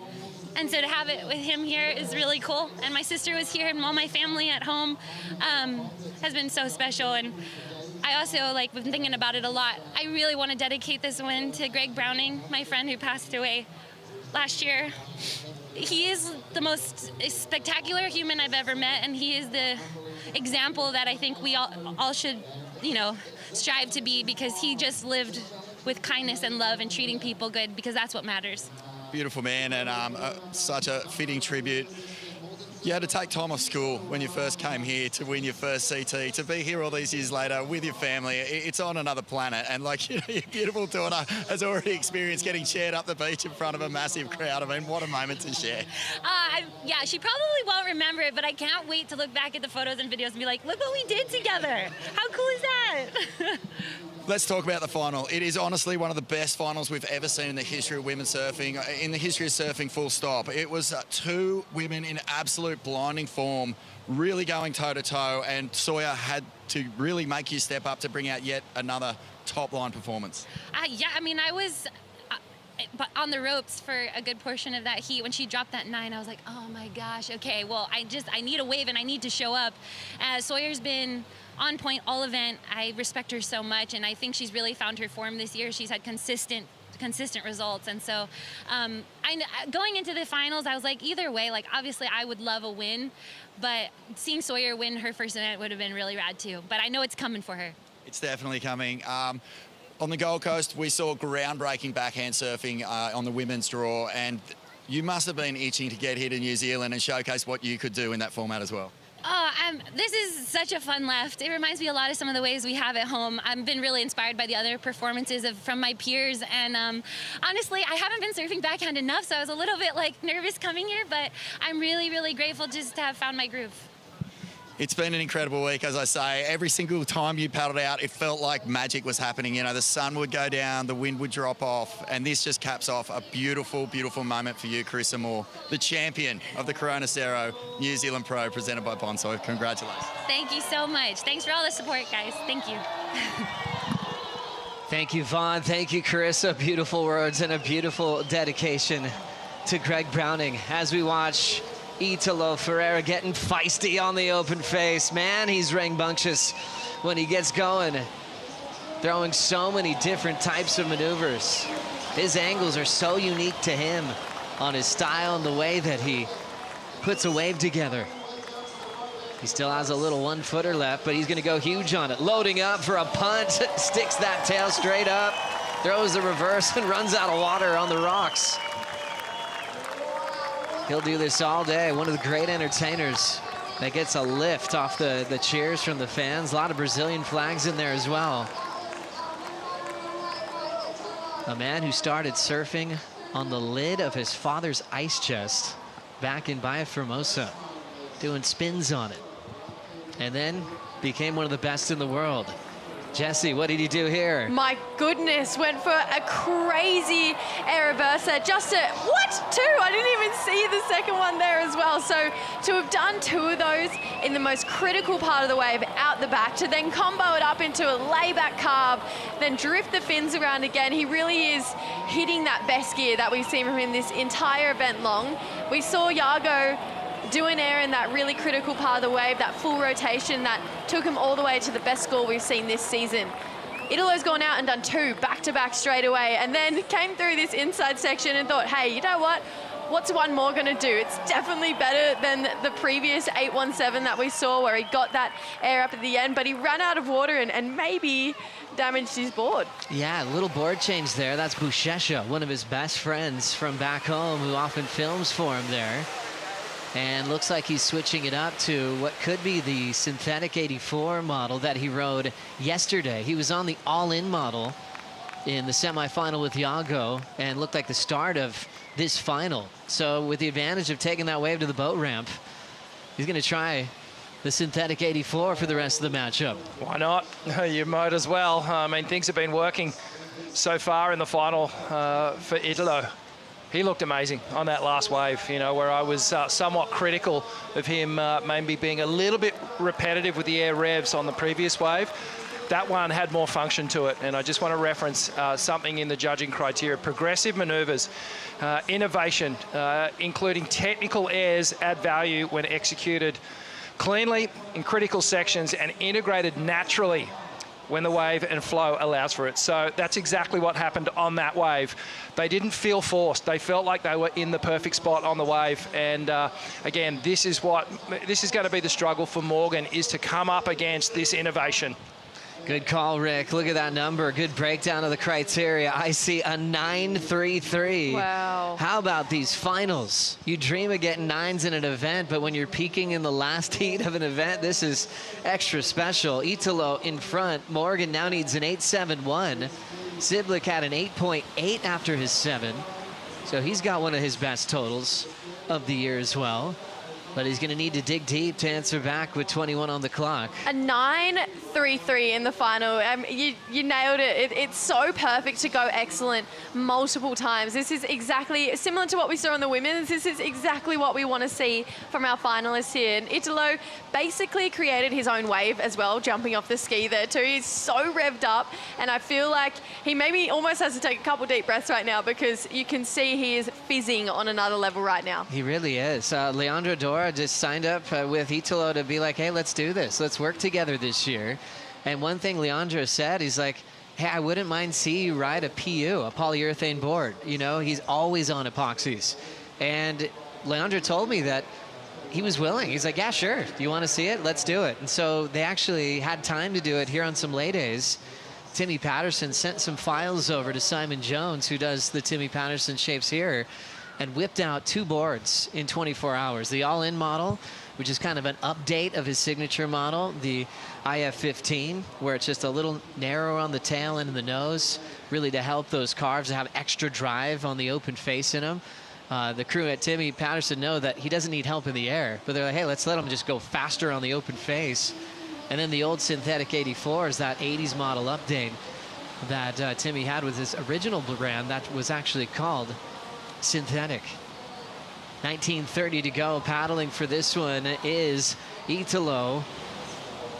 Loves to keep surfing, loves to just enjoy riding waves. I mean, there's nothing happening to the scoreline there, just more energy from the man. I feel like that was almost just a strategic maneuver just to get used to the board. I don't think that was ever going to have 8 points on it. So Italo just going, okay, I just want to feel this board quickly, and then I'm going to give myself a bit more time. Still plenty of time on the clock, 19 minutes. So he'll wait for that set now and try and drop the 817, which is kind of scary. True Starling is in the Red Bull Athlete Zone with Nathan Hedge. Yeah, thank you so much, Joe. Hogg, you've had a bit of a journey with Morgs this event and into the finals right now. He needs a score. What's the plan? What's the drill for him right now? Well, this is a time to bust out his 9. You know, he got an 8.8. I think he's got a 9 in him, and you know, still rough, just a bit less than 20 minutes to go. So he's still got opportunities. I mean, this is it. Let's go. He's still got half the heat to go. We saw him have a buzzer beater finish a little bit earlier on in the event 2 heats ago as well, which was just so clutch. And we know that Morgs can bring it out when he has to. Yeah, he backs himself. His surfing's there. I think he's the best. Fair to say he's been the best backhand surfer here at the event. So, you know, it's an epic battle, front side versus backside. It's epic to see this unfold. And, you know, he's got it in him, just needs the right wave, a little bit of luck, and I'm sure he'll leave it all out there. So there's still time. I know he can do it. I thought his 8.8 could have went, you know, a bit more 9.3 or something like that. So I think, you know, it's coming. Let's go. You love a left as well, Hoggy. How awesome is it to be here and watch one of your favourites do their thing on a left-hand point? I think it's just been so refreshing for everybody, the surfers, the fans, the whole industry, to see everyone's different read on these sorts of waves and beautiful lefts and such a gorgeous place to be able to come. What a privilege. So I think it's been really well received. I hope it's on next year, and I hope everybody's enjoyed because it's been such a great show. We'll leave you to it. Looks like there's some waves coming. Thanks, Hog. Let's go, Morgie. Thank you, True. Nathan Hedge could fire up anybody on site just with his passion for pro surfing and his backing of Morgan Siblick. Waves on the way here in Manu Bay. Driving down the line is Italo loading up. Late hit off the top. Almost stomps the rotator. Waves growing off the point there. Siblick trying to identify a wave that would give him at least that 8.71, basically a 9. When I talked to Hoggy before the final, he said Morgan has more in him. He's had a lot of heats where he's made it through. He had the buzzer beater against Rio Waida, but he still has more to give. He can get about majority of his board out the back on some big verticals that we haven't quite seen yet, according to Nathan Hedge. He said it's not a risky maneuver for Morgs. He can actually push that hard vertically. He's loving how glassy it is. He identified how smooth these conditions were for Morgs, where he'd have an easier time releasing some giant backside hangers in the pocket and maybe lift him up a bit from what we've seen already in this contest. Yeah, well, he's going to have to push it a little bit harder if he wants to get up into that 9. And it's two different styles of surfing that we're seeing here right now. A more traditional approach from Morgan, really leaning into the fundamentals, that rail work, whereas the innovative approach of Italo has the judges' favour at the moment. And they're really loving what they're seeing. Well, all eyes on the screen now as we have a break in the final. At the moment, Italo Ferreira out in front, Siblick chasing an 8.71. We'll take a Bonsoy brew break and wrap up the final after this.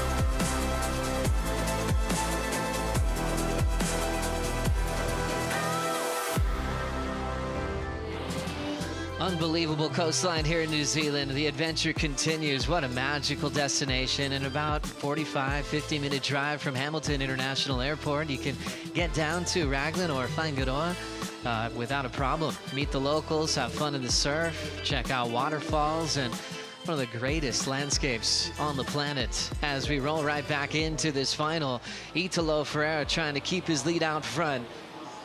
Little slicing cut back to start, picking up the pace. Big tail high punt to reverse. He's been going to that move on the first section. This time he saves it for the second one. Emerges out in front, back to work on the open face with the cut back.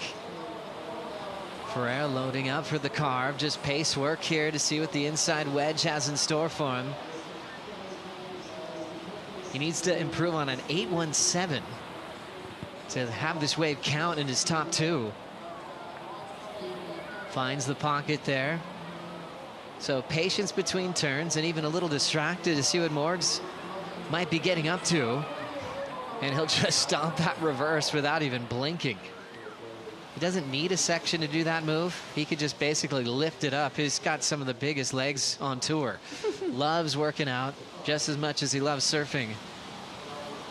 And loves the entertainment. He's throwing away a bunch of scores. That's his 9th wave ridden.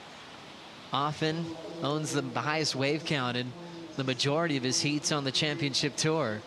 And we'll see how this one factors in. Richie, what'd you think?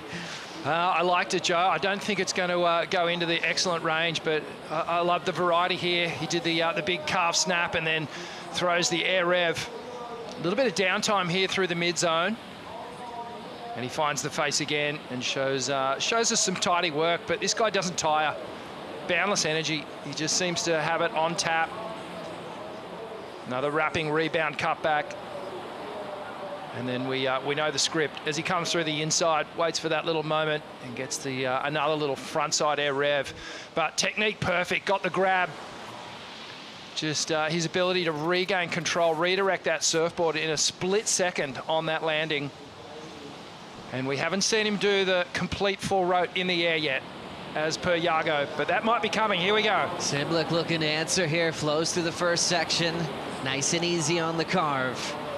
Just finding that nice fading cut back on the sharp eye, and he's got to step off. So after a bit of a wait there, Simblick doesn't convert on it. Nathan Hedge staying calm. Back to Italo. Springing into a big section, misses the grab and flies away. I think that Morgan identified on that wave that if you want to go excellent, based on what we've seen all event long, you have to have a big first turn, unless it's a carve and it's a really perfect cupped out bowl, similar to what we saw in Carissa's 9.4. So I actually think that was really smart of Morgs to kick out of that. It might have had a nice inside track, but that's not what's going to get a wave to excellence. So Morgan, I feel like thinking ahead and really locking into good competitive decisions right now. 10:45 on the clock. Leandro focusing in on Italo. New coaching relationship there. Not only has Italo been open to riding different types of equipment because of Leandro's ideas, but also changing technique a little bit, which is so rare at this deep into your career, to actually work on style and different ways to land your airs. Obviously, with Leandro having a son like Yago, they've thought about that quite a bit. So he's introducing that idea to Italo, and he's been responding, Rick. Yeah, he sure has.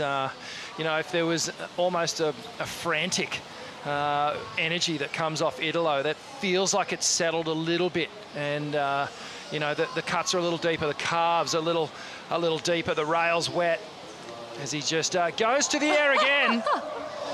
Going for the Superman.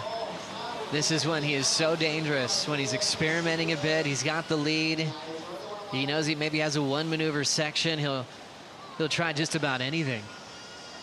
He's gone sky high in some wave pools back in Brazil. They look dangerous for landings for most, but man, he's got some shock absorbers where he can stomp the hardest airs in the flats. It just looks like he has so much fun in the air as well. I feel like that's where we see him get most creative too. So Italo, he's going to keep going for it right now, has that 817 and the 933. So going for big airs like the Superman, which in all reality, we don't actually see that much in competition. He's trying to increase that scoreline because right now the score that Morgan is requiring is at 871. That's lower than his high score, so he knows what that feels like. So the more that Italo can try and edge that 817 into anything higher, it's going to make Morgs' life a little bit harder here, and he knows that at this point too. So I feel like Italo trying to push a little bit harder here, and I totally agree. Rick just feels like he's settled down a little bit now. Big shout out to our camera operators throughout this event, our drone pilots, Oliver Compton, Millie Cassot, doing a great job. They're giving us vision from the sky on our positioning at the moment. Italo circling without priority. Simblick's going to watch him. And flowing into this one, Italo, loading up, has the section, launching a giant tail high reverse. Couldn't control it, spinning out of that one. We came off the biggest air of the season yesterday. Yago Dora getting a 10-point ride and a Yeti 110 Tundra, which started off with a giant full rotation.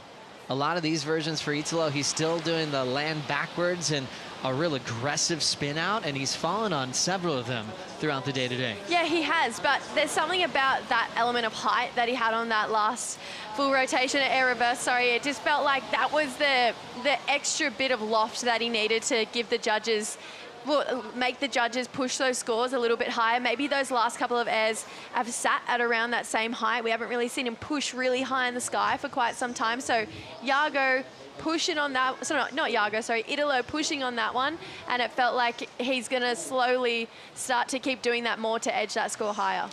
Right now, Morgan's just playing the patience game, catching 5 waves so far. Italo catching 11 and having time for a board change. So there's just this energy all around Italo buzzing, and there's a calmness of Morgs. You know, he's given us a 7 and an 8-8 back-to-back, so he felt the connection right away, Rich. But now to have to adapt to the situation, to stay calm. He surfed in more heats than anybody else in this contest. What's he going through right now? He's just trying to quiet that mind and just keep it right where it needs to be. Wave choice critical at this point. You know, he knows he needs a beautiful lined up looking wall where he can really do his best work. We've seen him win heats in the final minute with 9-point rides, so it's kind of rinse and repeat at this point. He's going to have to find that special wave and then really open up, but just trying to keep the nerves at bay. Wish the early losses on the Australian leg, he drifted into the opening round for the first time this year. He was, you know, in the top 5 picture, 3rd overall in the CS, so he had a nice high seed coming back to the tour. But with those losses and the reseeding, he had to deal with Billy Stearman in that first heat, which was a giant, giant win because Billy knows this wave better than anybody. Then he had to get past Ethan Ewing, who was fresh off the win on the Gold Coast with all the momentum in the world. And then a feisty one with Lobby, then to the buzzer beater with Rio Waida, then to Griffin Colapinto this morning. I mean, Morgan's just been all over this event. This has been a really hard draw for Morgs to get to this point. And I love that him and Hogg, they've been so open about working on gratitude and staying grounded. And you can even tell just by the routine you were talking about, Joe, it's really paying off for Morgs right now. But something that you touched on, Rich, I feel like wave selection is so important in these last 5 minutes, especially for Morgs. It's one thing to try and surf a wave up. It is so hard to do that, especially on your backhand. So if there's plenty of excellent waves out there, so if one comes through, there's no saying that that 871 is out of the question for Morgs here. Certainly, and there's just been this really fun revival for the Australian crew. You know, Ethan Ewing winning the last event, George Pitar winning stop 2. Morgan referenced that win from George, even though he had, you know, went through a tough blow of an early round loss. He was inspired by George winning, inspired by Ethan winning, and they're banding together just as hard as the Brazilian Storm these days. Yeah, absolutely. It's great to see the Aussie push coming through. These guys have been working just so hard. And let's face it, the Brazilians, they've been dominating big time over the last decade. And, well, you know, it's been great to see, well, George and Ethan get the win, and potentially we're looking at Morgan taking this one as well. But he's going to have to wrestle it off Italo because he has one hand on the trophy. And just Brazilians have been sharing the yellow jersey this year. Started with Iago as the defending world champ. Got past to Miguel Pupo when he won at Bells, then to Gabriel Medina. And an update on that scenario, if Italo Ferreira can keep this win or lead in this final and win this event, he will then wear the yellow into El Salvador. That's how fierce this storm is from Brazil. Sharing the energy now with 4:10 on the clock. Italo looking for an 11th career CT win today. The only people with more wins than Italo on tour are Felipe Toledo and Gabriel Medina. Total domination for well over a decade for the country of Brazil. Definitely owning the men's tour. Things calming down a bit, but Italo still got his lead out front. Morgan Siblick chasing an 8.71.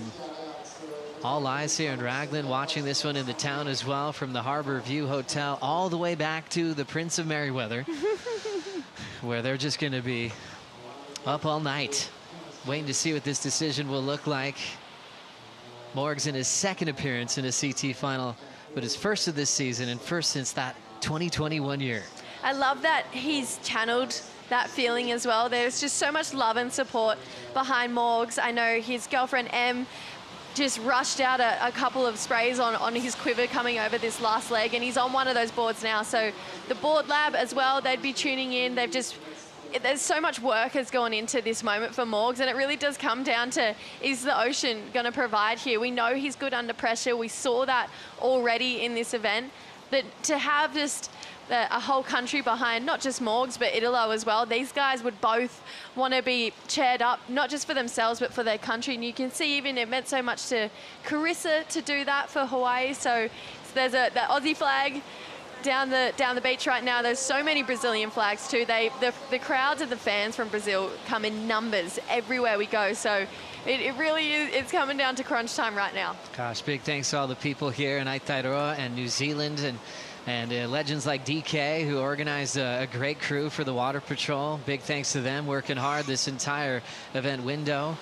Chris Malone, Jadobi Elkington, Tomo Riangafa, Blake Porteous, Olivia Kays, Azza Graham, Channy, Michael Chan, and Glendon Ringrose, all a part of the team as we pass the back door 2-minute countdown.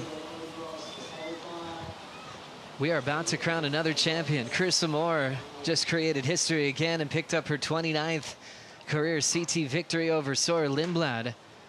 Sawyer losing that final with 16.67 points. Unbelievable. Both with 9s. Got 9s in this final as well. So what a great addition to the championship tour. Delivering a high performance left, giving us our first perfect 10 of the season as well. Started off with Miguel Pupo getting a victory, then to George Pitar, then to Ethan Ewing. Now either Italo or Siblick. Morgan with priority, heading into the final minute. Standing on is Sharp Eye, a surfboard that he spent so much time developing with Alvaro, who's one of the shapers for Sharp Eye. He's from Spain, but living in Australia. All that hard work paid off, based off that 77 model that Marcio Zuvi made for waves like Jeffreys Bay. But will he get another chance? Italo just sitting a little deeper, but he'll have to give way if Morgan likes the look of a wave here. Yeah, he's got to go. It's going to be one of these two, and might have to be the first one as the clock is ticking down. You can hear the screams. He's going to have a crack. Morgan did it against Rio White on a final wave, and this one's going to roll underneath him. Siblick paddles, and it doesn't take him with him. Siblick loses priority with 10 seconds to go, and that might be it.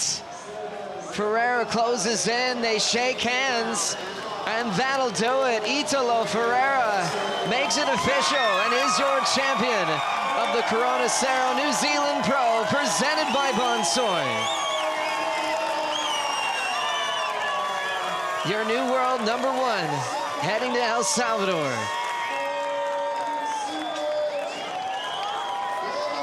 A big shout out to his baby back home and his wife already. That's the claim there. Doing it for his family these days.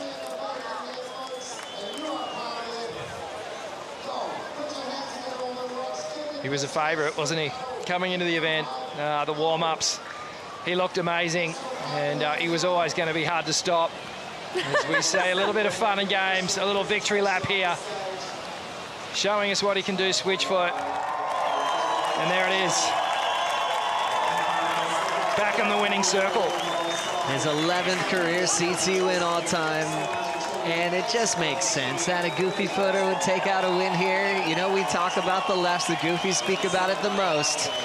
And he represents all of them right now. It makes so much sense, Joe. That's actually such a good point. I love that a goofy got a win here. It's been so long since we've had a traditional left-hand point break on tour, and Italo, he's been so open about how much he's loving it and has surfed this wave more times than absolutely anyone. And he's taken it out. A moment came through there for Morgs. It slipped underneath, and it felt like the ocean almost took that away from Morgs as well. So Italo, an extremely deserving winner here. And now world #1, and that's usually when he gets even more dangerous. You know, when he wears yellow, he's not a guy that fears it. He believes that he's the best surfer in the world, which he is, as of today, after 4 events on tour. And working his way over to the boat ramp. Morgan Siblick, what a performance though. He's definitely out of round one and moving forward into El Salvador. Yeah, absolutely. He's shaking the monkey off his back, that's for sure. He's pulled himself out of that little hole, 3:17, so now a second. That looks really good on the ratings. And he'll he'll leapfrog up a good, decent few spots on the ratings. Here we go, Italo just hitting the shoreline now.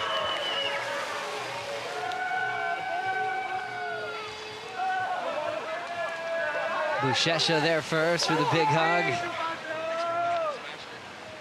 Leandro Dora was so happy to jump in his corner this year after Italo approached him.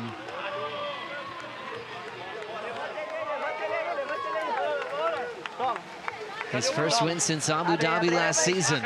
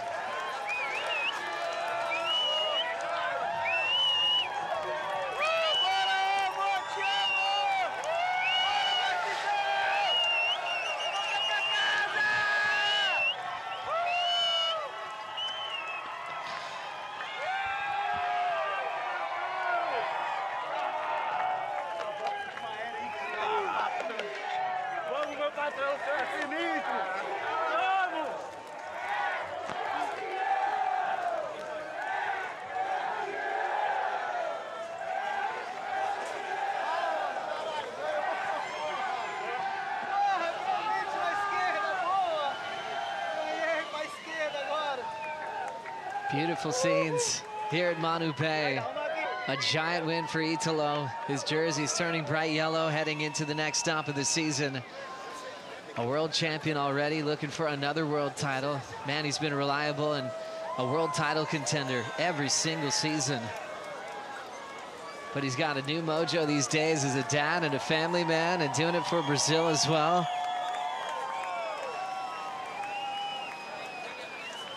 A 9.33, 8.17 in the final. Siblick started strong as well, a 7 and an 8.8. So Italo started bringing it, even had time for a board change. Great equipment from Timmy Patterson. And adding 10,000 points to the rankings as the world title race is getting really, really exciting. Having new winners at every stop so far this season. The son of a man who sold fish to the local restaurant, started with the lid of his ice chest and became a superhero in the world of surfing. Now he's alongside Von Blakey. Italo Vieira, you are the champion, the Corona Cero New Zealand Pro, presented by Bonsoy Champ. Congratulations. What an amazing campaign. What an amazing final. When New Zealand was added to the schedule, this is what we dreamed of. Beautiful, long, left-hand point, and you have mastered it. Yeah, so I'm so stoked to want to comp on the left, like real left, you know, because just in the past I have like a chopu pipe, some big ones, but not an perfect one.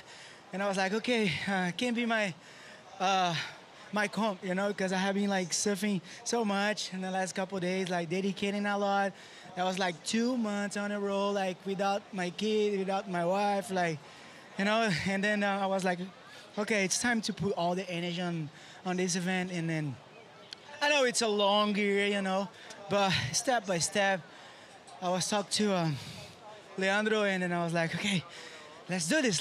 I was like super excited, and yeah, it's just incredible. I just want to say thank you, God, for everything, all the opportunity to stay here, to be here, to want this comp, to have like a great family, to have a beautiful history behind, and I'm still going. So that's my energy, you know. It's creating a new life right now, and have been like so sick. That is power, right? So yeah, I'm so happy. Thank you.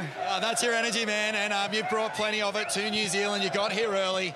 You've caught more waves in the past 10 days than most people have caught out here living here in their entire lives. You're absolutely insatiable. And, mate, you built beautifully throughout this. You took down Yagadora, who was in amazing form. You took down Morgan Siblick, who was in amazing form. You are the world #1. Oh, really? Oh, that was good. Yeah, but that's what I say. It's a long year. It's a long journey, you know. There's a lot of work behind, you know. I just started a new work with Leandro, and we have been doing like a lot of like different type of game, you know, and we are playing, we are doing that. And then, yeah, just trying to be the best every single event, try to put all my energy on that. I knew in this event will be like sick, you know, because left hand, we can do some type of different maneuvers because we always going right. And then it's time to go left. And I was like, let's enjoy that. And then, yeah, so I'm so glad. I just want to say thank you again, WSL, for this show, you know, to always like trying to make the best for us. I knew on the last couple of days I was kind of high, you know, without the waves, but you guys always trying to do the best, and so thank you so much. And yeah, it's time to go back home, maybe eat today because I didn't eat nothing, so yeah, let's do it. we'll let you have a little rest. But a shout out to the crew at home, obviously. Eu quero agradecer minha esposa, obrigado por cuidar tão bem do meu filho. Isso é incrível o que você faz. Pô, eu tiro meu chapéu. Eu acho que um homem ele precisa de uma mulher, de uma esposa de verdade para que possa, né, as suas coisas acontecerem e você realmente focar no que tem que ser feito, que é esse trabalho. É muito duro. A gente perde, a gente ganha, né? E tem sido difícil ficar longe, mas eu coloquei toda a minha energia para que daqui a 2 dias a gente possa comemorar em casa, estar junto, aproveitar. E eu quero agradecer também a toda a galera que fica na torcida, os meus amigos, meus patrocinadores, muito obrigado por acreditar em mim. Eu sei que às vezes é muito difícil, né? É muita coisa e hoje em dia é tudo muito rápido, né? Mas eu tento fazer o meu melhor. Eu só tenho a agradecer a vocês e obrigado à minha equipe também, o Bochecha, o Matheus e o Grilo, que ficaram esses dias aí aturando a minha paciência. E é isso, muito obrigado a todos e vamos nessa. There he is, your champion, Italo Vieira. Stay with us, folks. We're going to be back after the break with plenty more from the Corona Cero post show.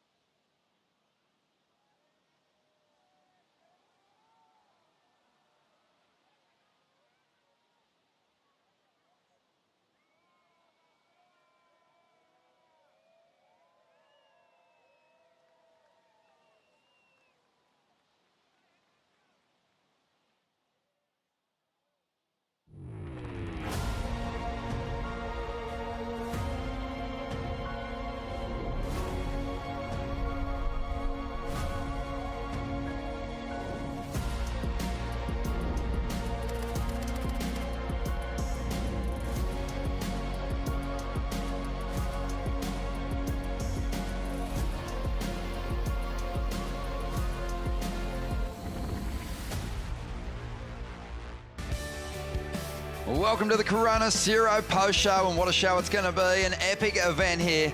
Ngami here, Aotearoa. Thank you, New Zealand, for having us. We have loved our time over here. Stop number 4 of the Championship Tour, taking us to a high-performance left-hander.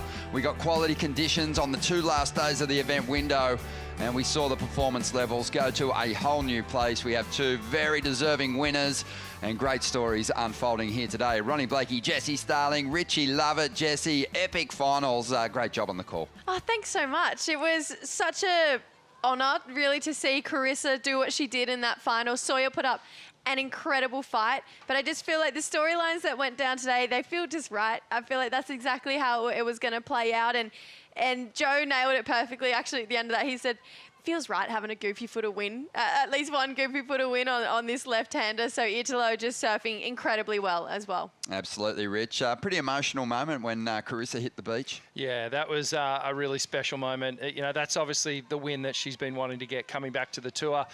Just saying, she didn't know whether that moment was ever going to happen for her again. And this year it's been a bit stop-start. You know, the results haven't really come, but yeah, to get the win here, super special. She got her very first win here. So to do it now, again, I guess, shall we say at the end, towards the end of her career? I don't think so. She's looking as good as ever. I hope she stays around for a long time. Absolutely. Well, this crowd has been incredible. They're waiting out there right now for Joseph Pell to hand over some trophies. Take it away, Joey. Thank you, Ronnie. Kia ora. Hi, everybody. You guys are absolutely incredible. Thanks so much for coming down for a historical day in professional surfing right here in New Zealand for the first time in many years. This is absolutely incredible. Thanks so much for having us. I'd like to firstly acknowledge the Tainui people as the traditional custodians of the Whaingaroa region and their ongoing connection to the land and waterways that we're on today. We thank them for welcoming us to their whenua and pay our respects to the Tainui people and their elders, past and present. Thank you so much, you guys. You guys have been incredibly kind and welcoming to us, coming here as we celebrate 50 years of the World Tour. Believe it or not, the first stop back in 1976 was up in Piha. That was won by Michael Peterson. It makes sense that we came back and all the great history when Paige Harrod was representing you all on tour, and we had all those great events in Taranaki, but the first ever here at Manu Bay. We're so thrilled. This is the official awards presentation for the Corona Cero New Zealand Pro presented by Bonsoy, the 4th stop of the World Surf League Championship Tour. To have a performance left like this means a lot. And the showcase that we saw the last couple of days basically speaks for itself. We got our first perfect 10 of the season out here at Manu Bay yesterday by Yago Dora. That was incredible, and some of the highest combined heat totals we've had of the entire season. It all came together for a sunny and beautiful, pumping finals day. Big shout out to Billy Stearman. Wow, thanks for hosting us so well and your local community. You've been an absolute legend. How about Alani Morris, too, representing the locals here, just 15 years of age, surfing in the main event. New Zealand surfing's in really good hands. Big shout out to Tommy Butland as well from Taranaki, representing his country really well in the main event.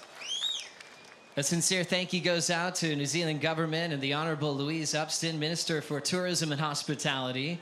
And the event has been made possible thanks to the New Zealand Government Events Attraction Package. Big thank you to Corona Cero, our title sponsor for this event, as well as Bonsoy, our presenting partner. And also want a big thanks to all of our event partners that make it possible.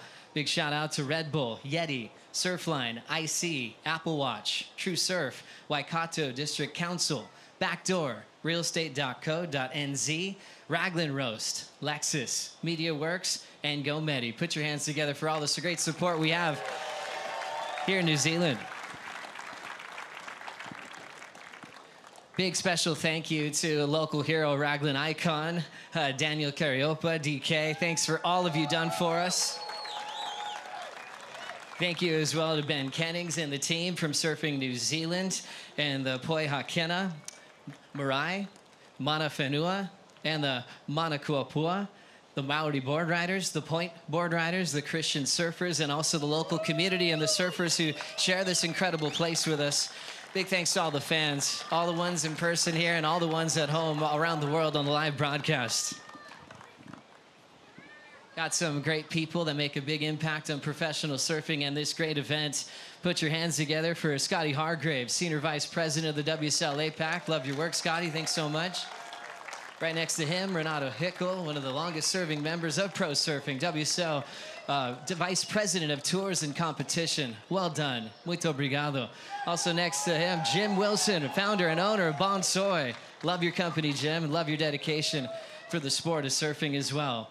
And also right here, Sean Ellison. We've got Komatua of the Poi Hakena. Marai, please welcome Sean to say a few words. Thank you so much.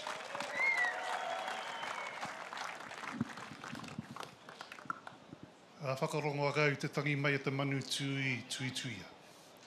Tui i runga, tui i raro, tui i rato, tui i waho. Karongo te pō, karongo te ao. Te kōrero te wānanga pū, takataka pū a whio te marama hunuku te maru ahurangi. Ka tako te ki te hau o tū te uuni, o tū te wawona. O tū te whakaputa ki te whai au, ki te ao mārama, ti he, mauri aura. Nā tikāna kia tukunanga ngāmihi tuatahi ki tūnanga roa. Kia i te wāhinga roa tauwhiro mai nei a tātau i te au, i te pō, te au, i te pō. O tira rā tau te kāhui atua. Manaki nei a tātau. Kia tua ngā manaki tanga ki ringo tō tātau kuini ki ngā wai hunu te pō. Rātau ko tōna whare, rire hau, pai mā rire. Nā ngā mate tautine kai runga i a tātau, ngā mate nā kōtau pīkau mai ai ki konei. Ki te take o tō tātau maungo karioi. Ngā tai e nguru nei te au i te pō, te au i te pō. Tēnei te tangi atu nei ki a rātau, haere atu rā. A hoki rā, a kia tātau e pai nei, e te tini e te mano, kai ngā mana, kai ngā tapu, kai ngā ihi, kai ngā wehi, kai ngā reo. Tēnā kōtau, tēnā kōtau, tēnā kōtau katoa. Tēnā kōtau, takahi mai ai te nuku o papatu ānuku. I runga anō i tēnei reo karanga, te tautoko, te tāwharu, te hāpai i tēnei kaupapa ki tētahi taumata ki atu. Nā ramihi atu ana ki a kōtau katoa, nau mai piki mai tēnā kōtau, a tēnā tātou katoa. Just on behalf of our local Tainui people, and indeed on behalf of our local community of Whaingaroa, Raglan, I just want to acknowledge everybody for making the effort to come from near and far to support this wonderful event. And I think this has been a great success. I know with the WSL, I want to acknowledge you for your efforts in meeting and so on, trying to mitigate some of the concerns of our local community. From what I've seen, everything has run really smoothly. The energy has been great, not just here but also in town. You only have to look at the faces of our young people to see the excitement on their faces. I also want to acknowledge the surfers, all of you, not just the winners, each and every one of you, for your humility and your graciousness in taking the time to have photos with our young ones, also signing autographs, doing all that sort of stuff, because it only takes a little thing like that, and it means so much to them. They'll remember this day, these days that have gone on for a long time. So congratulations to everybody. And I know, even though we've gone all the way to the very last day, just about to the last minute, the last second of the last day, but there's blessings in that. The blessings in that, because we've not only have we had the privilege of witnessing some fantastic surfing, you've also had that opportunity to have a little bit of downtime and to have a look around this little corner of paradise. So, ka nui te mihi kia kōtau, tēnā kōtau, tēnā kōtau. I also want to just a very quick explanation of these trophies that were carved by one of our young people, Kāwharu. One of the values that you have in the WSL is about preserving the heritage of surfing. So this speaks to that. And even though we've got our point board riders and our Māori board riders here, the history of surfing goes back much, much further than that, back hundreds of years. And our ancestors, just like our relations from Hawaii and Tahiti, were also surfers. So this is in the shape of the surfboards that they once used. And the figure that is here is who we call tangaroa. And in Hawaii you call it kanaroa. But the power, the influence behind the sea, behind the oceans and everything in it is represented here. And as I said at the blessing the other day, from a Māori perspective, we would call you ngā tamariki a tangaroa, the children of tangaroa. So this is you. This is you. And just to close off, I just want to again acknowledge our Aboriginal relations, particularly those ones from Margaret River and Bells Beach that sent those beautiful taonga, those beautiful gifts that were laid on the marae at the pōwhiri. What we will call, we refer to that as a he whakaaro rangatira, a noble thought, a noble gesture. And I know that we here, Manu Bay, Waikiri, Whaingaroa, Raglan, we're very much teina, we're very much younger brother or sister in terms of the whole circuit. So we want to acknowledge that gift, and we have some taonga here that we would like you to take back to the whānau at Margaret River and at Bells Beach to give back to the people in recognition of the token that they sent to us. But we also want to acknowledge it in terms of the continuity. And we also, those two on the far side, we want to hand on to the next, your next hosts in El Salvador, Central America. So one of our great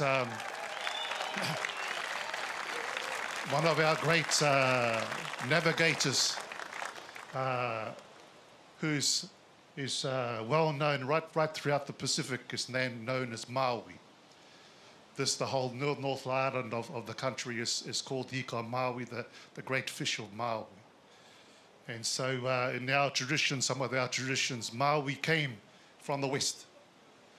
And so these ones that are going back to the west, to Te Pāpaka Maui, the great crab of Maui, to Te Whenua Moiao, the land of the dreaming, we're calling them Maui ki te uru, Maui in the west. And those ones that will carry on to El Salvador and to our whānau, our new whānau, from South America, from wherever you come from. Maui ki te rāwhiti. So Maui in the east. Because we all come from the same ocean, we all come from the same planet. We are whānau, we are family. So thank you once again for coming. I think my 2 minutes is up. Thank you once more again for coming, and might I be presumptuous enough to say we see you next year. So we just want to close off with a haka. All you kids, all our whānau from Aotearoa, from New Zealand, if you can join in, we're going to do the haka to honour our guests. Ana mai kunga. Kia mau.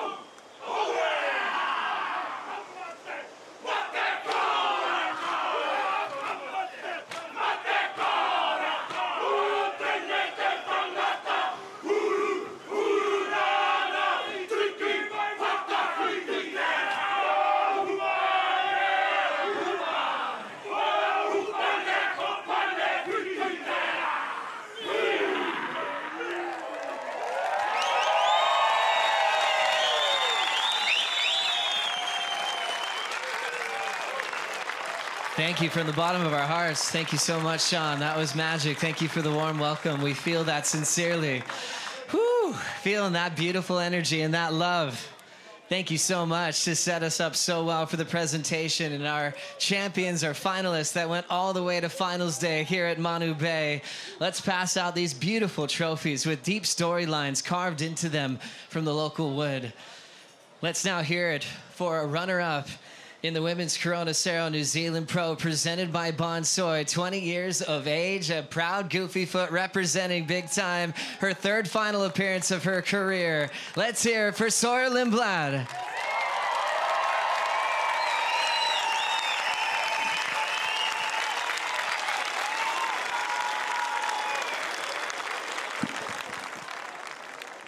The saw blade came out big time. What a role you had on the way to your final. Being a proud goofy foot, obviously looking forward to this stop on the calendar. Did you get to surf against one of your heroes in pumping conditions, the best waves we had all week in that final, to drop a 9 and do your best surfing? How can you put that experience into words right now? Yeah, it was a really good day.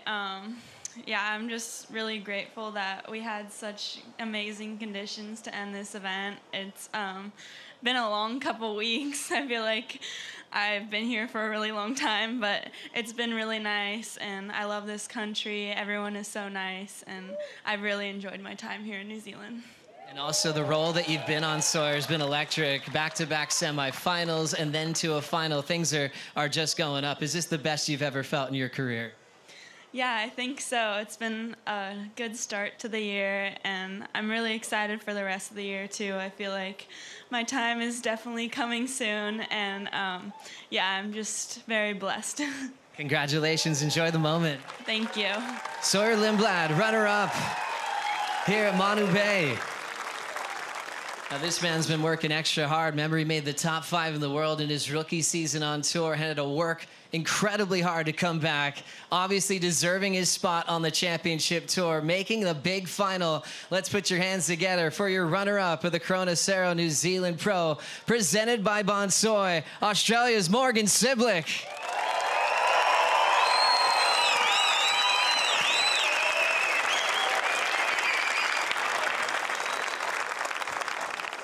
First time we've seen someone this year go all the way from round 1 into the final. It was impressive to see you grow round by round, you know, from dealing with local legend Billy Stearman to Ethan Ewing, who won the last event, your buzzer beater against Rio Waida, a best friend with Liam O'Brien. I mean, Griffin Colapinto this morning. What a road to that final that you took on. How do you look back on it all right now? I mean, I'm just so grateful to be here. It's been a beautiful experience. The past 2 weeks has been epic. Just such a good country and so much to do and see here. So even when there was no waves, it was epic just to kind of hang out and explore and look around and I don't know, just stay present.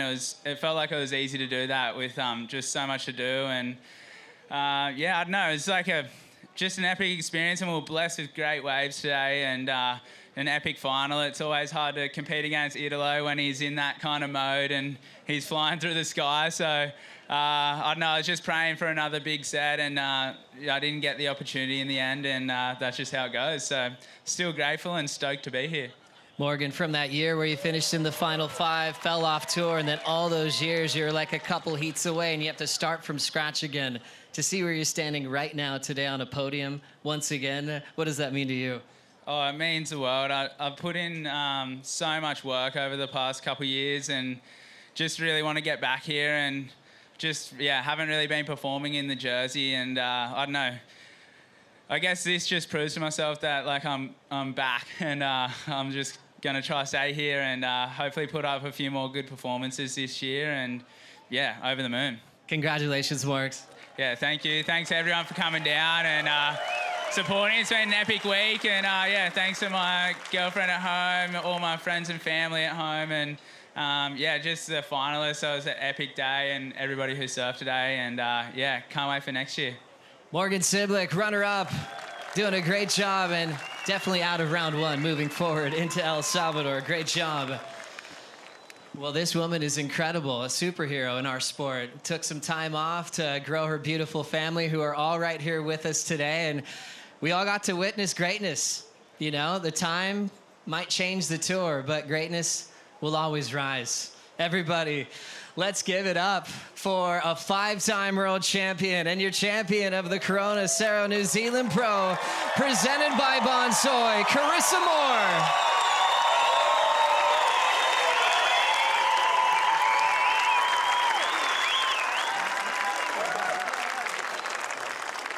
'29 championship tour wins. You want to hold that trophy up real quick? Carissa Moore.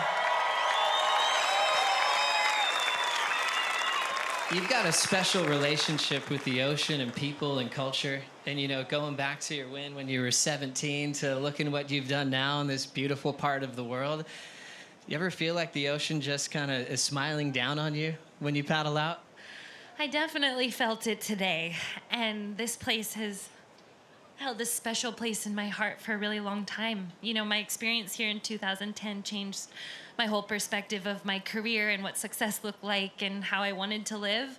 And so I just want to say a big mahalo to the community here at in Taranaki, but also here, and how you all have showed up every single day. I mean, the love and the energy and the mana in this place is indescribable and something I will remember for the rest of my life.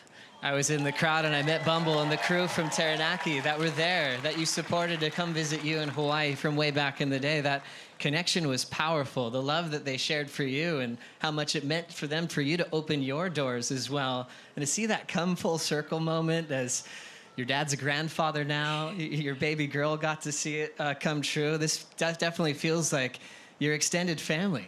I mean, there's so many full circle moments for me at this event. I mean, having my daughter and my husband, my dad here, I haven't won an event with him in a really long time. And it's funny, this year started off very similar to my year in 2010, kind of finding my feet, not feeling very confident. And then coming here felt like returning home. And I don't know, it just felt like, okay, it's just believe in yourself and trust your skills and believe that it's gonna work out. And I'm so, so grateful that it did. I love how you've opened up this year to be how brave and be courage to come back to this scene. You know, the tour could feel like it's running off without you. And to go, I'm coming back, I want to do this. To post after losses saying, I don't like to lose. And to have to reset every time. And to come here to this moment after your longtime rival, Steph Gilmore, won on the Gold Coast, and now passing the torch to you. What does that mean for your dedication to the tour and also validating your reasons to come back?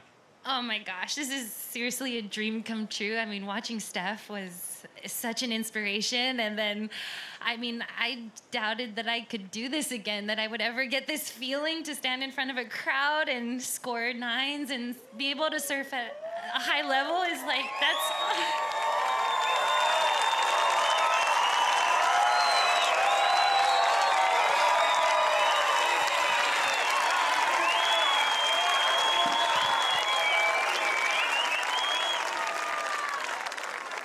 emotional.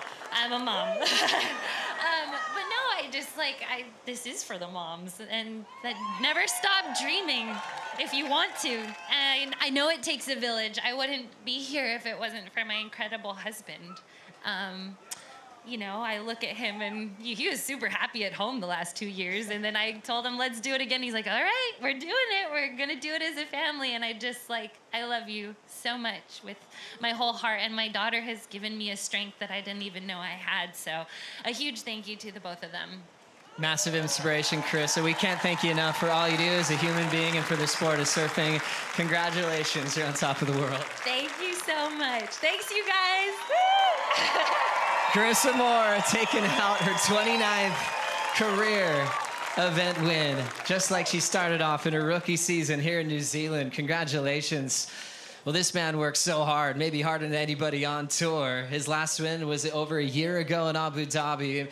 Joining forces with Leandro Dora, now back on top of the podium. Let's put your hands together for a world champion and the champion of the Corona Cero New Zealand Pro, presented by Bonsoy, Italo Ferreira.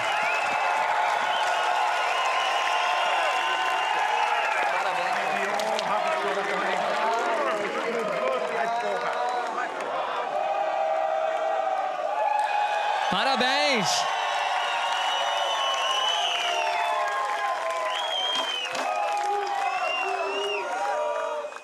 Italo, you've won a lot around the world. You're a world champ, an Olympic gold medalist, but the fight that you bring each and every year, just there's something brand new about it. How did you go all the way to finals day through a lot of lay days and a lot of really tough competition, including the reigning world champ, Yago Dor, and also Morgan Siblick in the final? Yeah, that was incredible last 14 days, I think.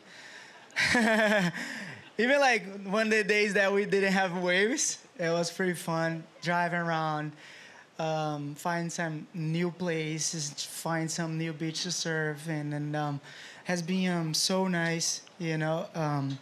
It's a long journey, you know, and then I was like 2 months, and then I'm missing my wife, my little baby, but the first thing first, I want to say congrats, Carissa. I know how hard it is to be a mom, because I'm living right now with the baby in Sofia. She's doing an incredible job, and I know how hard it is. So thank you for everything that you're doing, especially for your babe, for your husband, and this is incredible. Mama's power, it's incredible. Yeah. And then I was like, when you were back home after the hospital, I was like, and she was like, with a lot of like pain and without sleeping, and she's like take care of the kid like with a lot of like energy, and I was like, oh my God. And I never seen like love like that, you know. And then that baby showed me the real love, you know. And I was like, give me a lot of power, you know, to continue to do my history, like to do the best, to be the best. And I was like, okay, I'm gonna travel by myself, and then I'm gonna try to go big.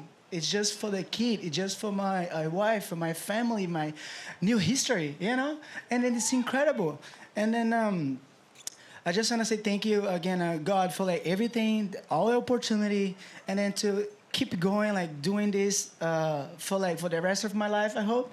And then, but I knew that it's a long journey to the end. You know, this year it's so long. And then it's just my first win this year, so I hope that I can continue doing that. And then just want to say thank you, Leandro, too. We just started to do a nice work together.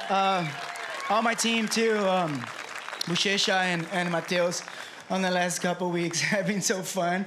You know, a lot of fights too at the house.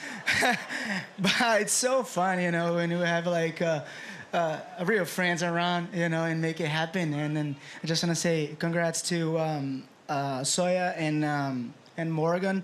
You guys do like great job, great performance, and thank you again, WSL, for everything that you guys has been doing for us. I knew on the last couple of days has been hard, you know, with the ocean, but today we have real waves, and it was super fun.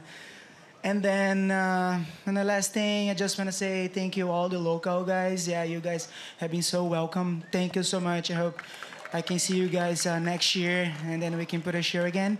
And all the Brazilians, for sure. Thanks for the energy. Yeah, I appreciate that. Congratulations, Italo, a worthy champion. And by the way, you're world #1 moving forward. How does that feel?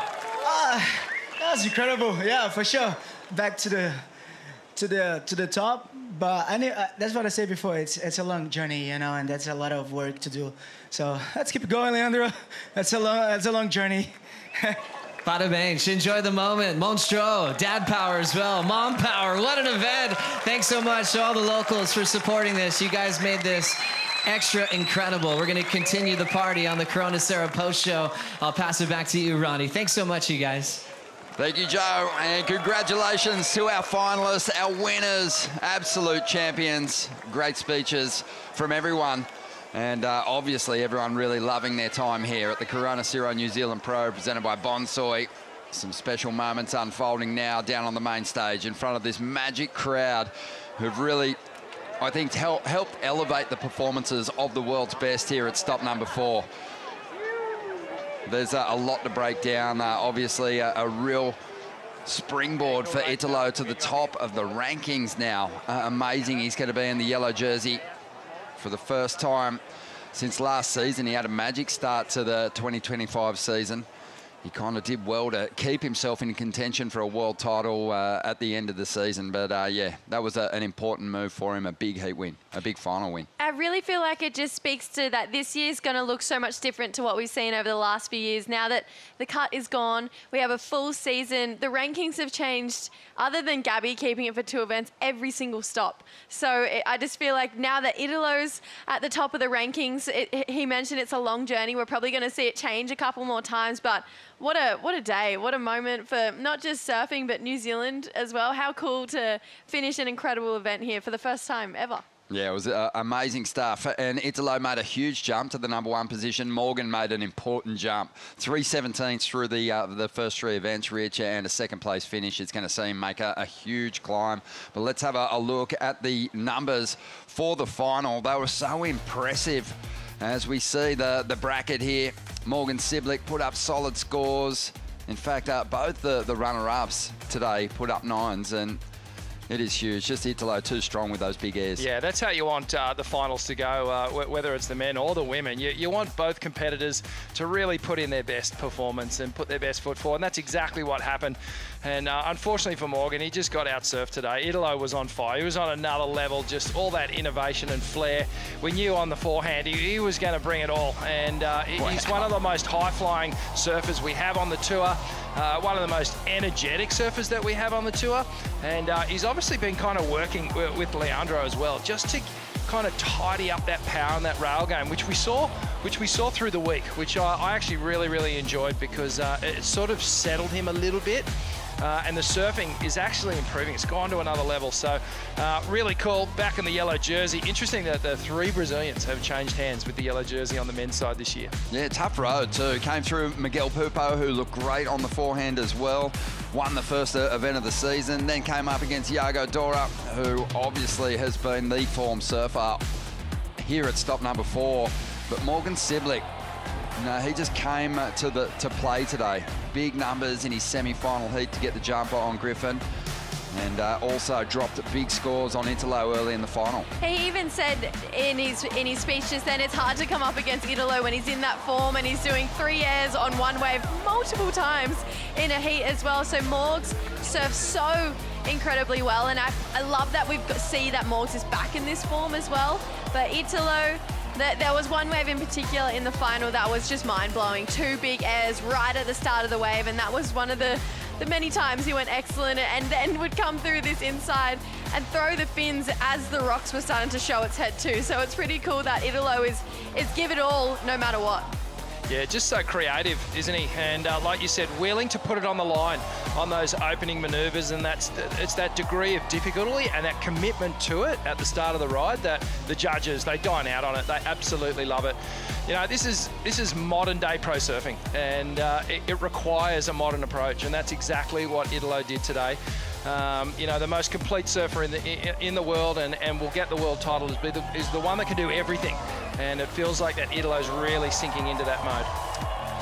Yeah, you know, he did a lot of rotations. There was a lot of fin release there, but you're right, there was variety in the way he approached those sections, and you kind of needed it here, because as this wave bends into Manu Bay, it does have different sections. So I just think he had those moves, and even though Morgan, you know, powered his way to an 8.8 in the final, if someone's throwing it all on the line in those bigger first sections on the outside, the way Italo did, it's going to be hard if you're not taken to the air. Oh, absolutely. And Morgs, he needed one last wave. It was actually less than his highest score was what he ended up requiring. And a wave came through at the dying stages and it just fizzled out underneath him. So the ocean, I felt like, had a hand in that last dying stages to that heat as well. But Italo just kept getting better every single air he went for. There was one he went for right at the end. It was the highest one. So even with a 9 and an 8, he was still looking to progress and get better. So Italo, a really deserving winner. Yeah, definitely. Yeah, it was on edge power surfing on the backhand from Morgan, and he knew he had to push it. But like you said, just didn't get that quality wave, that buzzer beater moment that he found in the quarterfinals earlier on. Let's have a look at Carissa Moore's incredible run to her 29th championship tour victory. Can you believe it? She is trying to maintain pace with Stephanie Gilmore, the most winning surfer on the CT. But there is no easy heat. But, you know, Carissa, she had a really difficult draw. Caroline Marks, you'd think on these long-running lefts would be a really tough opponent to overcome. But it has to be said, you know, Joe mentioned it, the ocean was loving on Carissa Moore here. She probably had the cleanest condition across the entire event than any other surfer on the men's and women's side. Every single time she paddled out, the wind went offshore and the swell picked up. Like, without a doubt, every single heat. And Carissa just had this undeniable connection with the ocean here. I mean, and just where she was placing her turns, it was more critical than what we were seeing as well. But the fact that she has to learn to compete and come in and switch off and be mum, it is a whole different other ballpark here.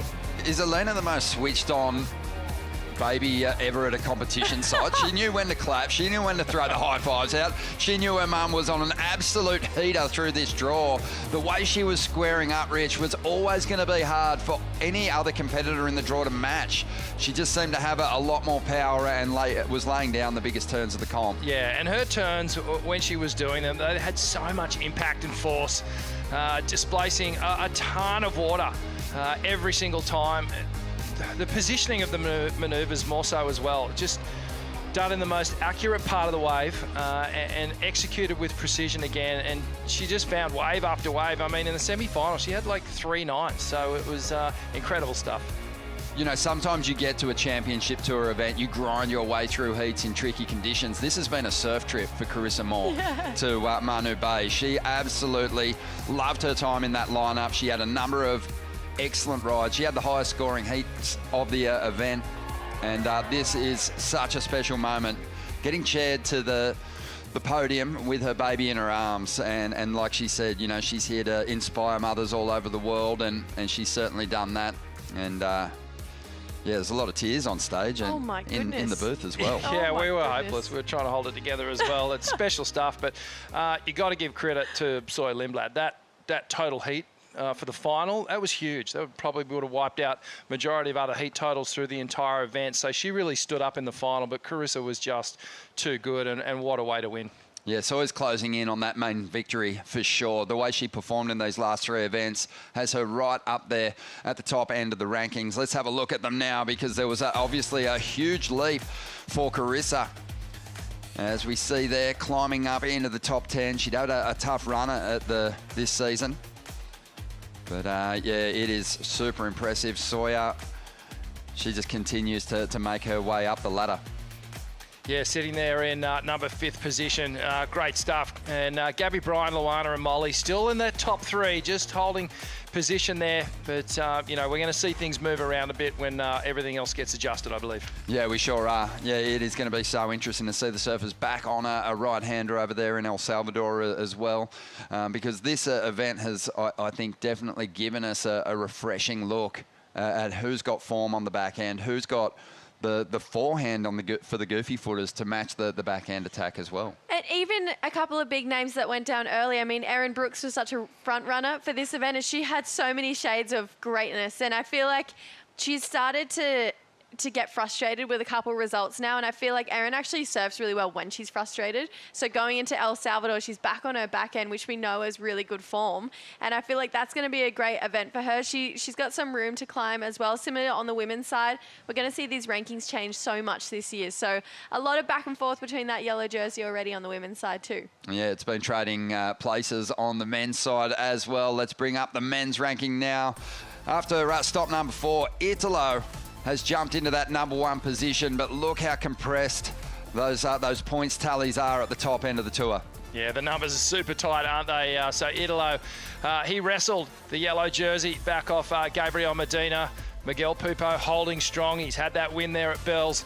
And Gabriel in number 3. Don't worry about that. He's going to pounce again, no doubt about it. Yago, what an amazing top 5. George Pitter hanging on to that 5th position with that win over at Margaret River, and Ethan Ewing as well with another win. So, mate, we have got an incredible world title battle heating up already, and we're only 4 events in. Yeah, what's interesting on the men's side is you've got a few surfers who've ascended ahead of competitors that have won events this year. So the consistency there is there for Yago. It's there for Gabriel Medina.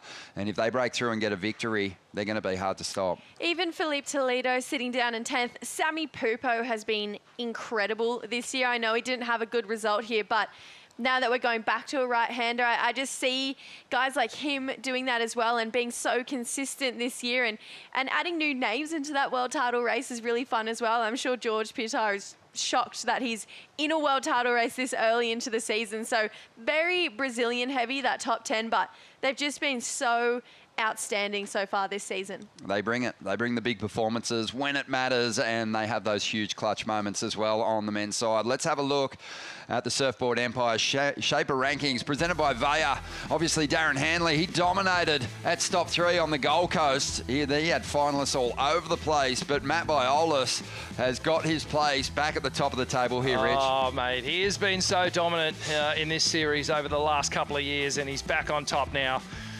Courtesy of, wow, he's especially on the women's side, it was littered with Matt Biola's boards. So we know that they take the top 2 finishers from the men and women's side, and only the top 2 for each brand. So it gives everyone a bit of a chance, but great to see Timmy Patterson getting a win there with Italo as well. Yeah, and Italo riding the board of a local shaper as well, which is really cool. So leaning into Timmy Patterson's man down here in New Zealand, which is fantastic to see. The board looked fantastic. He got a victory, and that's going to help Timmy's chances in the back half of the year. But the next event, we mentioned it before, super interesting. We're going from a high performance left straight over to El Salvador, and we can't wait to see what the world's best bring to those long running right-handers. Punta Roca welcoming the best in the world. An absolute masterclass. El Salvador. You gotta watch out for Mama Roca here, the lurking monster underneath. Hopping over a big rock. Everybody is losing it. It's one of the most hi-fi waves on tour.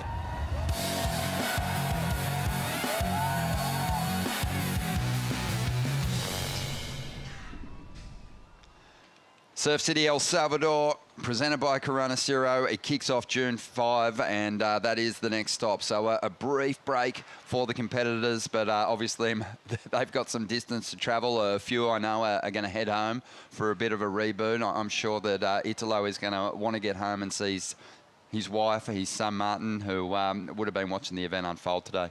Yeah, and just share that moment. I think a lot of people will take a quick moment at home. I know Sawyer is going home for a little while. Carissa got a brief moment at home before coming here. So I feel like a lot of people will take a moment just to, okay, regroup, maybe swap out some boards and then head straight to El Salvador, which it looks like the funnest wave over there.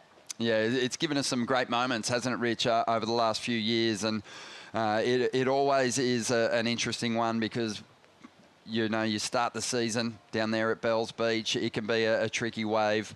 Margaret River presents a different challenge. The Gold Coast, we had that firing backhand here. You know, it's been a good mix-up of lefts and rights so far. Yeah, it definitely has. And that right-hand point at Punta Roca, it is so rippable. You know, it's kind of like where we talked about this was like a couple of versions of the lowers left all joined together. That's kind of the lowers right, and about 4 or 5 of them joined together. So we've seen incredible stuff. And just in that package there, and seeing some of the goofy footers like Yago take to the air, where they are equally as strong, in my opinion, in the air on the backhand as they are on the forehand. It's going to be really cool to see what they do. All right, let's have a look at the highlights from a magic event here. The Corona Cero New Zealand Pro presented by Bonsoy. Top 5 moments starting at number 5. We got to give massive props to the crowds down here. Kia ora from Raglan. They turned out in force, whether the waves were marginal and the surfers were grinding their way through heats. They were here in force, and they really turned up big time these last 2 days. Yeah, we had buses coming in and out from town, and I'm pretty sure we hit our max capacity of people every single day. But Raglan, Manu Bay, it really is the perfect amphitheatre for surfing. You can park up, watch the best in the world do it, and there was kids running around getting signatures for hours. We love it here at Raglan. Coming in at number 4, and there was plenty of these throughout the contest, but big final exchanges right on the cusp of the hoot of blowing, and it was Jack Robinson up against Cowley Vast coming in at number 4. Clutch moment for Jack, trying to turn his year around, and Cowley dropping a 9 in the final exchange as well. Yeah, so Cowley actually got the highest number of this heat, but he didn't get away with the win. It was Jack Robbo who got it done. But you're right, mate. We saw so many heats that would come down at this last minute, a clutch, and our surfers just performing time and time again under pressure, which is great signs. Means everyone's all switched on and ready to attack, and I love that style of surfing. And Jack finding some form on the back end, that'll give him a lot of confidence when he gets back on that lethal forehand over there at stop number 5. Kelly Vass also performing well. Coming in at number 3, this guy, he set the point on fire yesterday, a perfect 10-point ride in a clutch moment. This was incredible to watch. The first perfect 10 of the season, crazy clean, full rotation into that layback was one of the best combinations I've ever seen with my own 2 eyes. And then went down the rest of the point and just tied together what was a combination of beautiful, beautiful surfing. And I don't know if anyone got as creative as what we saw Yago do this event. And I love that he's taken home the first 10 of the season here. Yeah, amazing stuff. Coming in at number 2, it is the champion of the Corona Cero New Zealand Pro, presented by Bonsoy, Italo. He gave us so many big airs. He was actually launching big time before the event got underway. He was one of the standouts in the free surfing sessions. We highlighted that, and he just continued that magic free-flowing form as he ran through the contest to the win. Yeah, he was on an absolute heater on finals day, so energised, and can't believe he didn't even eat anything today. Imagine what he would have done if he had some brekkie. But this is amazing stuff from Italo. Obviously, incredibly grateful, and as you said, Ronnie, just so good in the lead-up, but it was the variety. We had dinner conversations every night talking about, was it going to be the natural footers? Was it going to be the goofy footers that got it done? And on the men's side, just hard to compete against this front side attack where you can really open up your full bag of tricks. And Italo just, I guess, dedicating the win to his baby and wife at home, and really consumed by the energy of this place, and he's carried it all week long.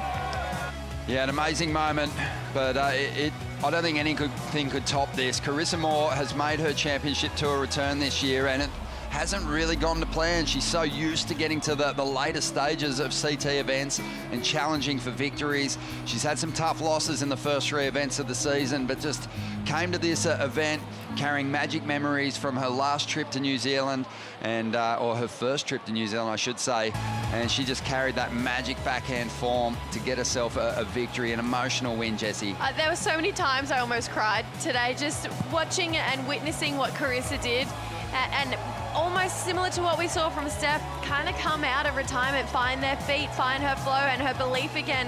Her connection with the ocean this week was undeniable.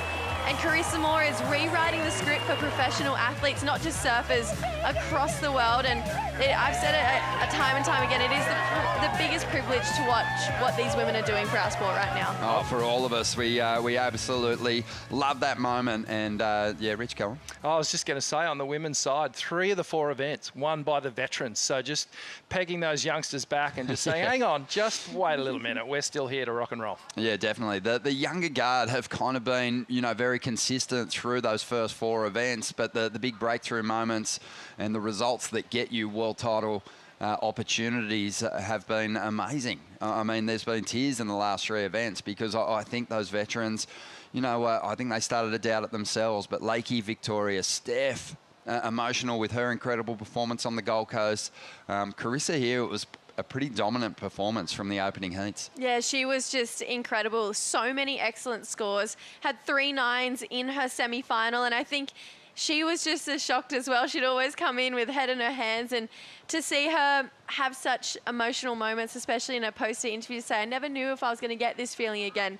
It's just, I honestly think just one of the coolest things in the world to see her form and just see her build momentum time and time again, and to have her first win here in her rookie season, and then to come out of retirement and have her first win here as she's come out. It really does feel like that perfect full circle moment. Yeah, absolutely. And now we set our sights on stop number 5, the Surf City El Salvador Pro, presented by Corona Cero. We got to talk about it. Who are the favourites heading into this event, Rich? Because we've had a different winner on the men's side at every event so far. Same on the women's. I can see Griffin bouncing back pretty hard. He's had success down there at El Sal. Can't go past the usual suspects, Ethan Ewing, Felipe Toledo, the guys that are just so strong on the forehand. And I think rinse and repeat. I think Carissa's just going to be amazing. Gabby Bryan, again, it sort of does favour that power hack, that real rail engagement on some of those open face walls down there. So I think we're seeing that world title race sort of come to the fore when we start talking about favourites for event winners too. There's been some real consistency on both tours. I wouldn't be surprised if we saw Luana Silva do really well over there as well. I think she was frustrated with her result here, and she looked good in yellow. She looked really comfortable in it as well. So I feel like Lulu's going to try and go really great in that event. And for the men's side, that top 10, it is getting so crunched, and I'd love to see Gabe Medina finally get a win this season as well. Yeah, it's been interesting too, just watching the finalists in the last two events kind of trip up early on in the next contest. So I think there'll be a big bounce back for Ethan Ewing as well. Connor O'Leary, his backhand obviously at stop number 3 just looked unbelievable. But it all kicks off June 5. You've got to stay tuned to worldsurfleague.com, because these days you can get to see the bracket pretty early on, and you can sort of have a really good think about who you think's going to power through when you're putting your fantasy teams together. My goodness, I need some help, because I had an absolute shocker over here. Like, my team was out pretty early in this event. I was like, really? That one stings a little bit, so I need to bounce back in El Salvador. Well, that result of that is just how good pro surfing is at the moment. It's so hard to even predict who's going to win a heat, because everyone is surfing so well and really, really competitive on the men's and women's side. Pro surfing is in a really good place right now. Loving it. It sure is. For a few of us on the broadcast team, we're going to be stepping away. Jessie, you're heading to El Salvador. I am heading to El Salvador. First time ever going to that part of the world. I think it's going to be the furthest I've ever been away from home, so I'm excited. Well, you enjoy it. We want to say a big shout out to everyone on our broadcast team. We want to say a big shout out to Ed Sloan, well wishes for a full recovery. Also, I want to send a message to another individual who's been a big part of the medical team for WSL over the years, Chris Prosser. He's locked in a big fight at the moment. Mick Fanning, John Florence, they're raffling off a couple of boards on their Instagram at the moment. So get yourself a ticket. If you do win, they'll ship the boards to wherever you are in the world. But Chris, we're thinking of you. We've got amazing highlights from an epic time that we've had here in New Zealand. A big thank you to all the locals. We've loved our time here, and like the finalists said, we can't wait to get back. So thanks again. Enjoy the highlights, and we'll see you in El Salvador. Kia ora. Good morning. The world's best are here to compete at Manu Bay. Yago Dora, a nice tag through the lip, sending spray into the wind, throwing it around in reverse. We have Alani Morse here. To represent Kiwi flag, it's so special. Billy Stearman, a couple of real nice turns to start with. Stoked everyone came down, man. The sport's been unreal.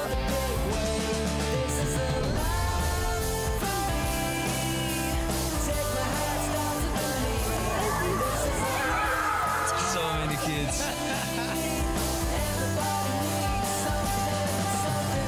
He's gone probably about a K. New Zealand has a special place in my heart and will forever. They're like our brothers and sisters from another island. Morgs just went absolutely ballistic on this wave. Keep going, come on. Come on, brother, let's go. Let's go. Looking back on yesterday, the right track on the highway. It's a good-looking wall for Robinson.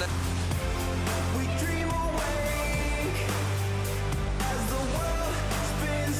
And Vast is going to try and fight his way back into this heat. This one being decided in the car park. Robinson, he pumps his fist.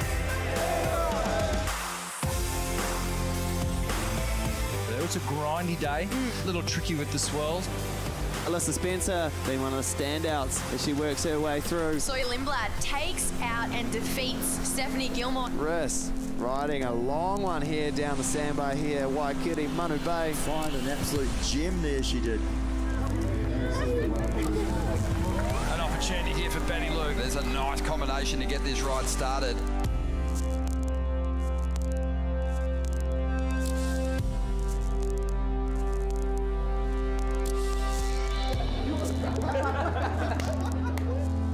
Oh, big clean air. here. He's feeling the energy on that. Scores in, not enough for Medina. Toledo, what a heat to get things back underway.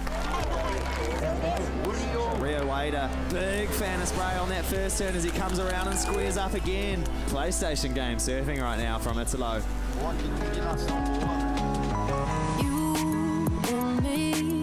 Yaga talking those fins. Colder outside. Yeah, wow, Morgan really tagging that one on the way through. Cole Houshman taking a look at this one. Combination of major maneuvers there for Cole Houshman. Things just get better and better for Miguel Pupo this year. Quarterfinals. Here comes Alyssa Spencer. Great heat there from Sawyer Lindblad, and she continues to rise. Betty Lou put the pressure on early and shut Molly Picklum down.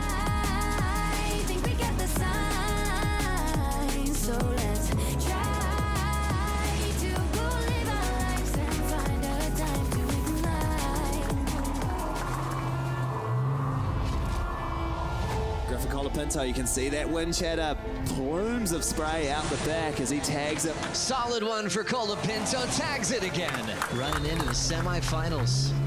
And will there be time for Siblick to get into this? Big belt there, putting a lot into that power hack. Screaming down the line. Oh, and he flies through the roof of that. And scores in here. Oh, he's turned the heat.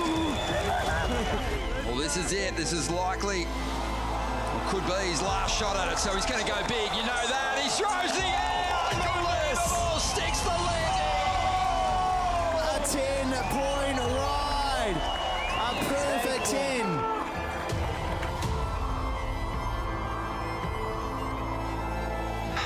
It is going to be Italo. Loading up for something big. Gets the rail grab. Oh my gosh, stomping that one perfectly. Sawyer Lindblad provides some brilliance on the canvas here in Manu Bay. She is in the final. A 19-point combined total. Carissa Moore is well and truly back.